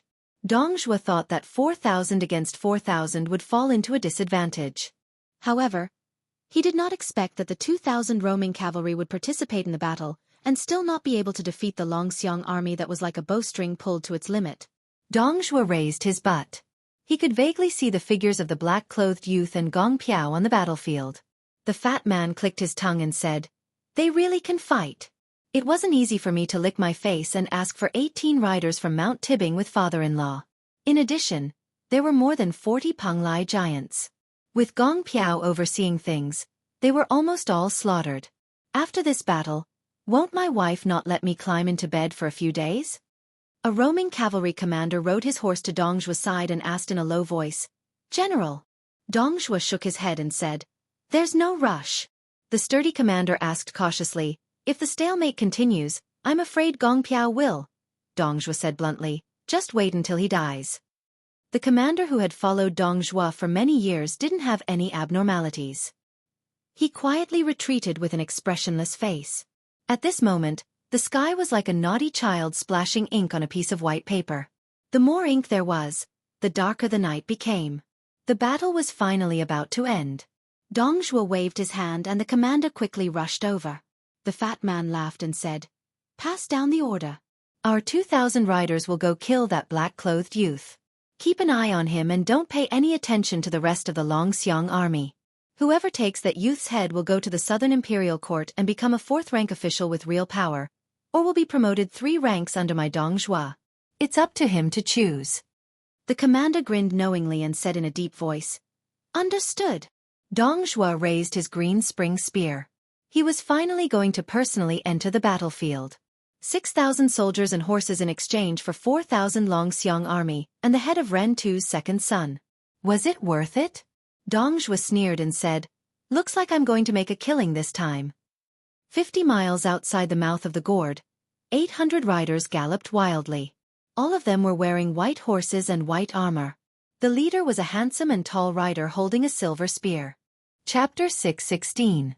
Yellow sand gradually stopped and rose again on the battlefield at the eastern end of the gorge.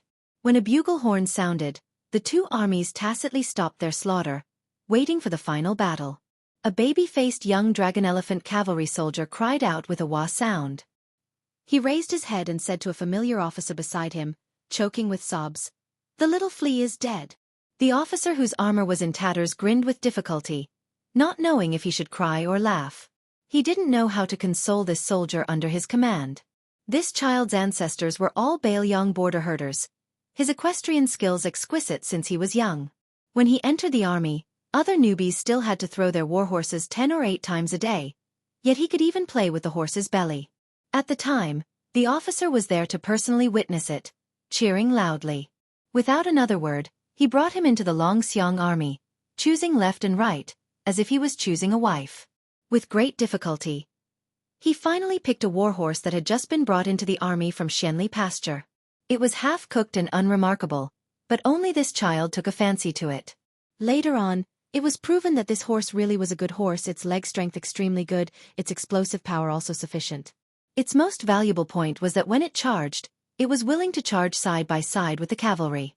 It was because this horse's temperament was jumpy, and when it was familiar with the battlefield, it liked to jump around the child's side, thus gaining the nickname of Little Flea. That child hated that he couldn't even sleep in the stable. If by chance his beloved warhorse contracted a minor illness, getting half its face stabbed by a wooden spear during the drill, it would only be foolishly happy. The child would only be able to cry from heartache, truly even more so than the wife he would marry in the future. In this battle, this child was impatient.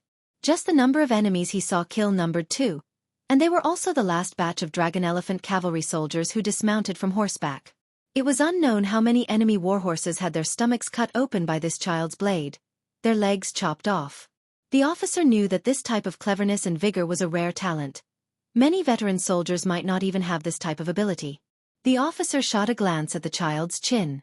Even his beard was still young and inexperienced. The officer originally wanted to make an exception and become a matchmaker for this child in a year or two, handing over his niece to him. This could also be considered keeping the goodies within the family. A little child who wasn't even 19 years old, who hadn't even tasted a woman before, dying here today, it truly was a pity.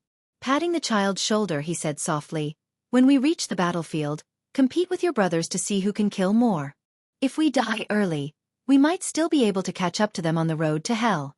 If we die later, we kill a few more barbarians." The baby-faced soldier wiped his tears and nodded with a smile. The officer glanced at the youth in black clothed. A group of top-notch Jianghu experts appeared out of nowhere and fought endlessly with their lives on the line. 5 or 6 swordsmen who could actually produce sword aura and 40 or so impenetrable giant men were all cleaned up by the young general like slaughtering chickens and dogs. The enemy's viciousness didn't stop here. First, there was an unkillable old man in green who fought with the young general for half a day. Behind him, there was a young swordsman who was sneakily hiding among the cavalry, pretending to be a grandson for a long time. Unexpectedly, a sword actually pierced through the right side of the young general's chest.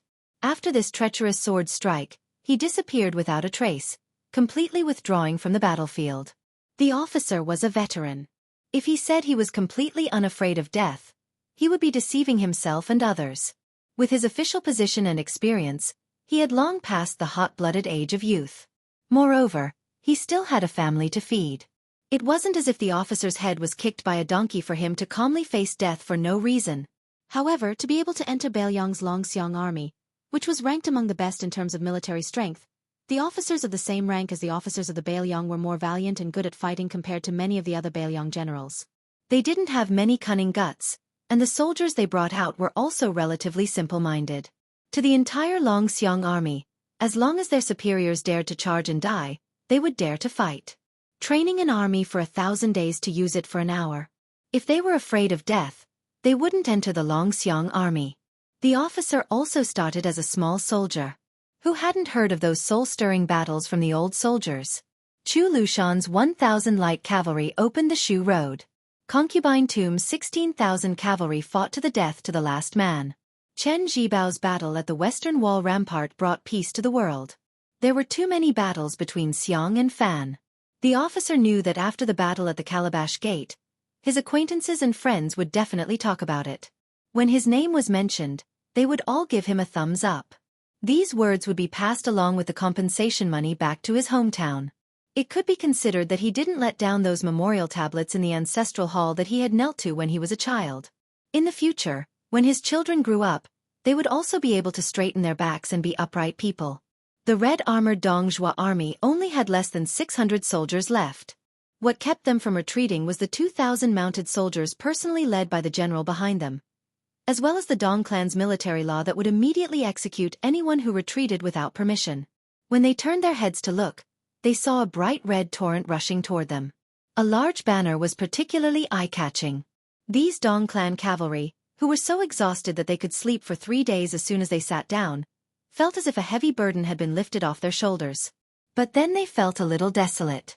The invincible Dong clan elite cavalry, 6,000 against 4,000, unexpectedly lost. Around their feet were the corpses of their former comrades, piled up on top of the corpses of the Bailiang people. Many times they fought on foot, stepping into the sticky blood. Every time they raised their feet, it was more strenuous than stepping on the gravel. Many armored soldiers were careless and fell down, and were hacked to death by their opponents. The battle was so fierce that it was hard to tell whether they died under the Bailiang saber or their own Mang saber. Chapter 6:17. Because Baimang rarely had any danger zones to rely on, Baimang's military had always been on the offensive. This caused most of the Baimang army to mistake the Bailiang army for the Bailiang army. The 300,000 cavalrymen were nothing but old news. The military strength of the 8 kingdoms was uneven. How could they be compared to Baimang? Therefore, when the Bailiang army was mentioned, even the most conservative of generals would only think that the 2 armies of Liang Mang were equal in strength. The problem for Bei Mang was not whether they could defeat Bailiang, but when they could go down south. The Dong cavalry was publicly recognized as an elite force on the front line with Tuoba's 180,000 personal troops. The Dong cavalry was especially good at returning spears. In several fierce battles on the Eastern Front, the Dong cavalry could guarantee that they could retreat for 100 miles without dispersing. This time, when they came to rescue Maolong military town, it was said that the enemy only had 4,000 cavalrymen. Who wouldn't see this as an easy military achievement? A cavalryman of the Dong family heaved a sigh of relief. He adjusted his helmet and lowered his head. He recalled a ballad that had become popular in the army at some point in time. The Dong family's young men rode on horseback with swords and spears, dying on the backs of their horses. Don't cry your heart out for your wives, and your children will be Dong family's men again. The two armies had 600 men against 900 men. There were no longer any horses to ride, so they could only fight on foot. The black-clothed youth was stabbed in the chest. The assassin retreated after the successful attack and didn't even retrieve his sword. He didn't manage to pull out that sword during the fierce battle with Gong Pu afterward. The deputy mountain master of Bing Bing Mountain's tendons and veins had long been severed, turning him into a boneless corpse. The youth touched his body and turned into a completely scarlet black tiger. He looked around and pulled out a blade from the abdomen of a dead cavalryman by his feet. The cavalryman was a dragon elephant cavalryman, and the blade was actually the northern cold blade. It could be seen how chaotic this bloody battle was. Su Longxiang chopped off Gong Pu's head and bent down to pick it up. He grabbed it by the hair and raised it high. The 900 Longxiang army immediately roared together, "Fight to the death!" One of the captains saw that many of the cavalrymen were holding Bei Mang's swords and said in a deep voice, "Change your swords." There were no horses, only 900 Bailiang sabers. The 600 Dong Zhuo cavalrymen also changed their sabers at the same time. Dong Zhuo wasn't a general who liked to personally charge and break through enemy lines, but now that the battle had reached this point, he had no choice but to fight. In his heart, he also wanted to personally chop down several dozen dragon elephant cavalry. No matter how much the Southern dynasty despised the fatty's character, they did not dare to deny Dong Zhuo's talent as a commander. General Lu Gui even raised this stubborn young man who talked back from time to the height of Gu Jiantang and Chen Jibao. He believed that Dong Zhuo would continue to rise in the war between Bei Mang and the Liang dynasty, which was destined to be a great war, and become another military pillar of Bei Mang after Tuoba. With the green spring spear in hand, Dong Zhuo took the lead and charged forward. He stared fixedly at the object in the bag that was gradually becoming an arrow at the end of its flight. Ren Tu's second son, Su Longxiang. Everyone knew that Dong Zhuo was greedy for life and afraid of death, but this did not mean that Dong Zhuo's battle strength was mediocre. This time, for his son-in-law, Mount Tibbing had paid a heavy price. The Peng Lai cauldron-carrying slaves took out more than half, the guest officials took out a third, and even the Bei Mang's #1 Vajra elder, Gong Pu, was moved out of the mountain. Such a group of death warriors actually couldn't exhaust the black-clothed youth to death. Moreover, there was also a Zhuyan chief assassin helping out. Dong Zhuo had no choice but to accept. If it were any other Finger Xian realm expert, they would have to obediently die more than twice. Dong Zhuo already knew that this was hugging his father-in-law's thigh. He made a scene and begged his father-in-law to personally take action. At this point it was useless to think too much. Dong Zhuo was also not the kind of person who could not let go of things. His bottom line was that he was willing to sacrifice another 1,000 cavalry lives to kill that Su Longxiang. Corpses strewn all over the field would impede the cavalry's attack speed. 600 Dong Zhuo's infantry and cavalry only delayed the 900 Longxiang army. They did not continue to fight. When the 2,000 cavalry approached, they quickly ran to the sides and left the battlefield, clearing a space for them to charge. The 2,000 cavalry rushed over the 900 reefs like a flood. It was similar to the autumn harvest of rice in the Central Plains. This kind of rude and unreasonable waiting for an exhausted enemy to arrive at a leisurely pace achieved a huge result. In one round, they killed nearly 200 men of the Longxiang army, and their side only lost 80 cavalry. Dong Zhuo's green spring spear easily killed and wounded more than 10 extremely tired infantry and cavalry. Of the 80 casualties, half of them were torn apart by the black-clothed youth. Passing through the entire infantry formation, Dong Zhuo turned his horse around and looked at the group of reefs that were riddled with holes but still stood firm.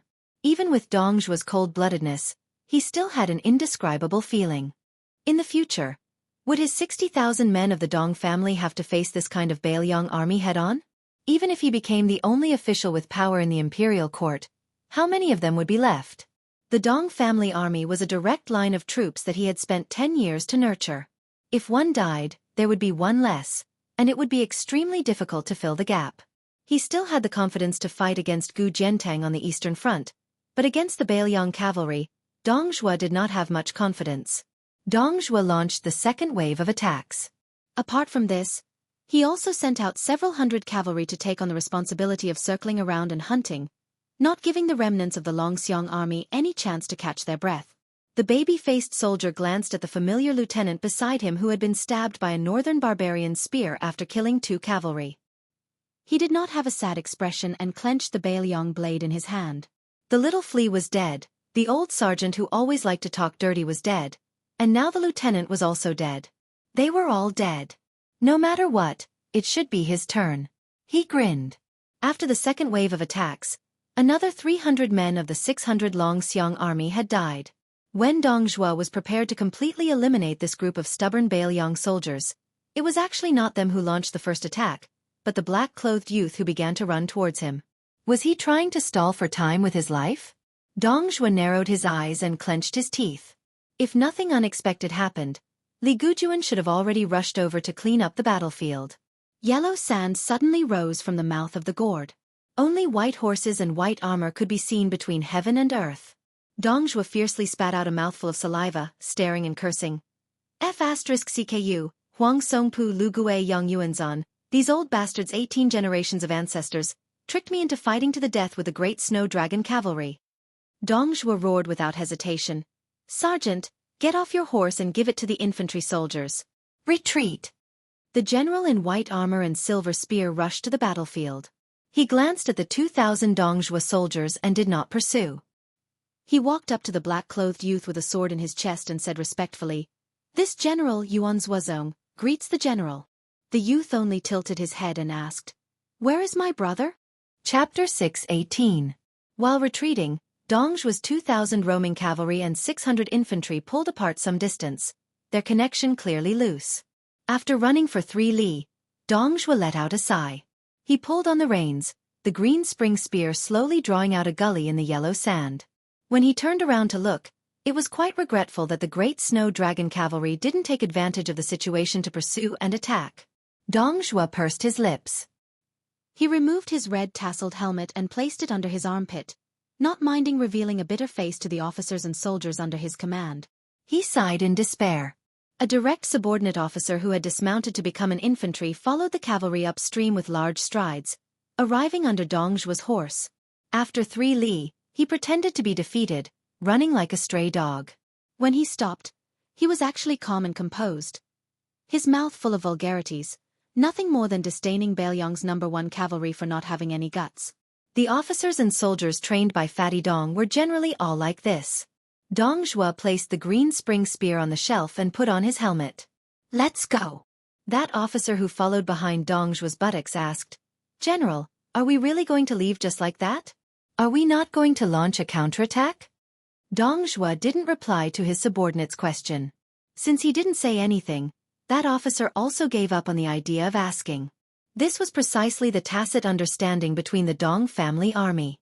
Dong Zhuo was not only good at leading a small number of elite cavalry on long-distance raids, he was also extremely good at launching a counterattack.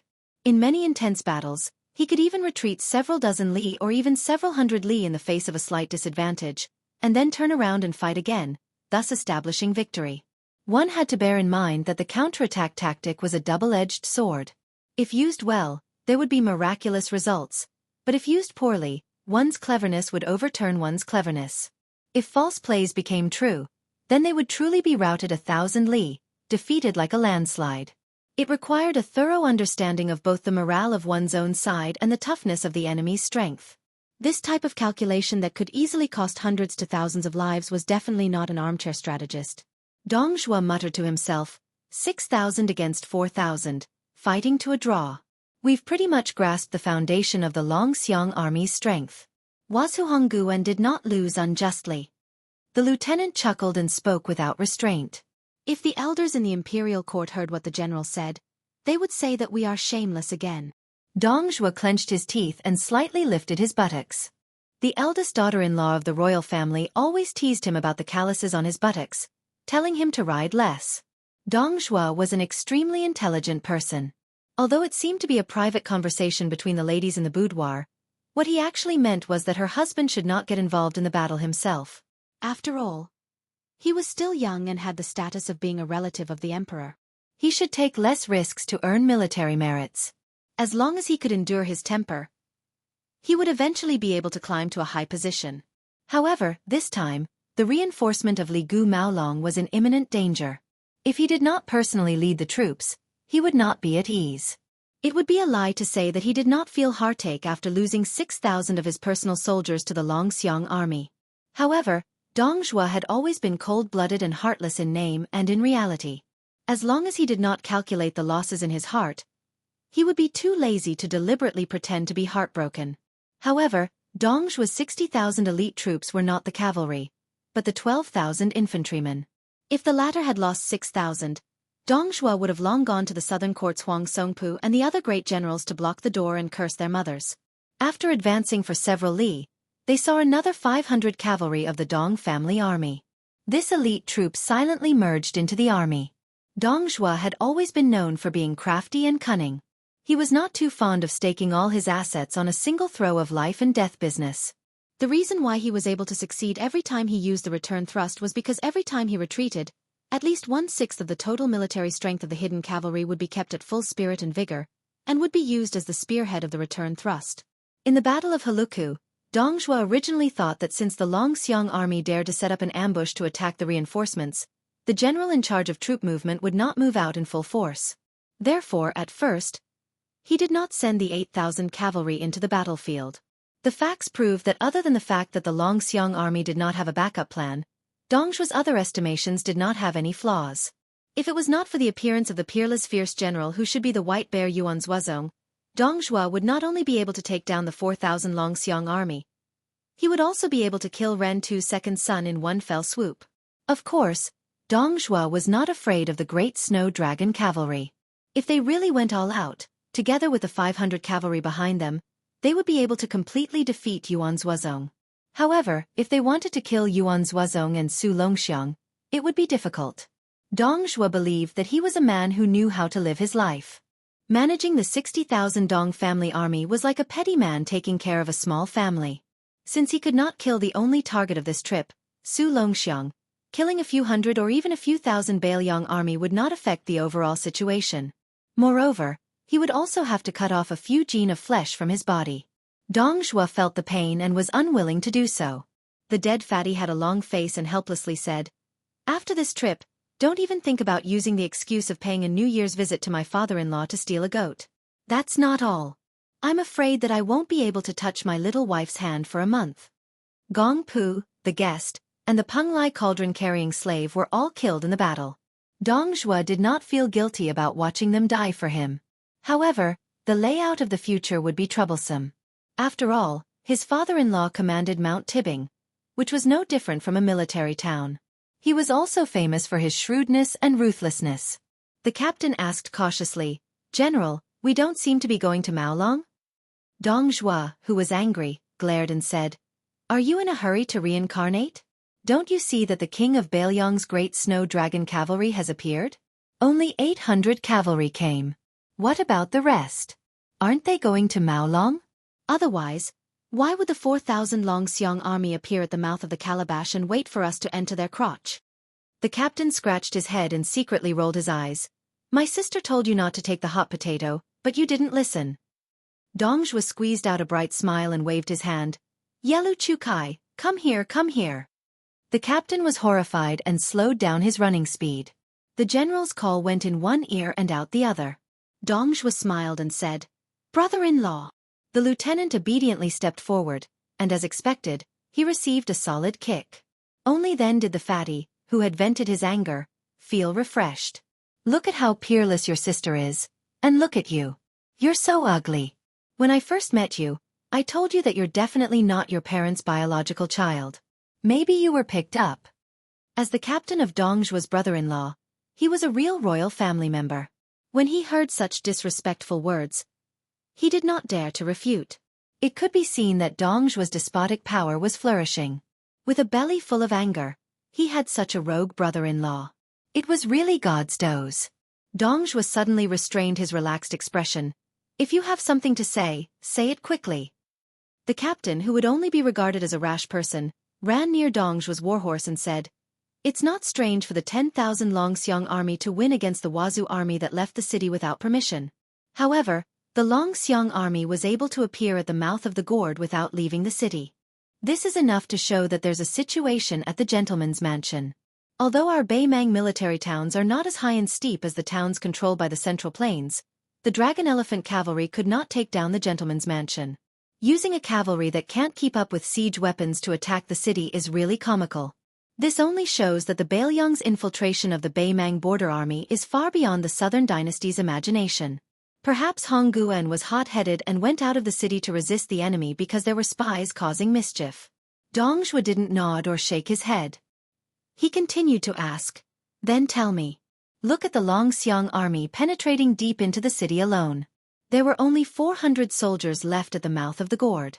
Adding on the injuries from before, there were less than 2,000 of the 10,000 Bailiang elites left. What was the point of paying such a high price?"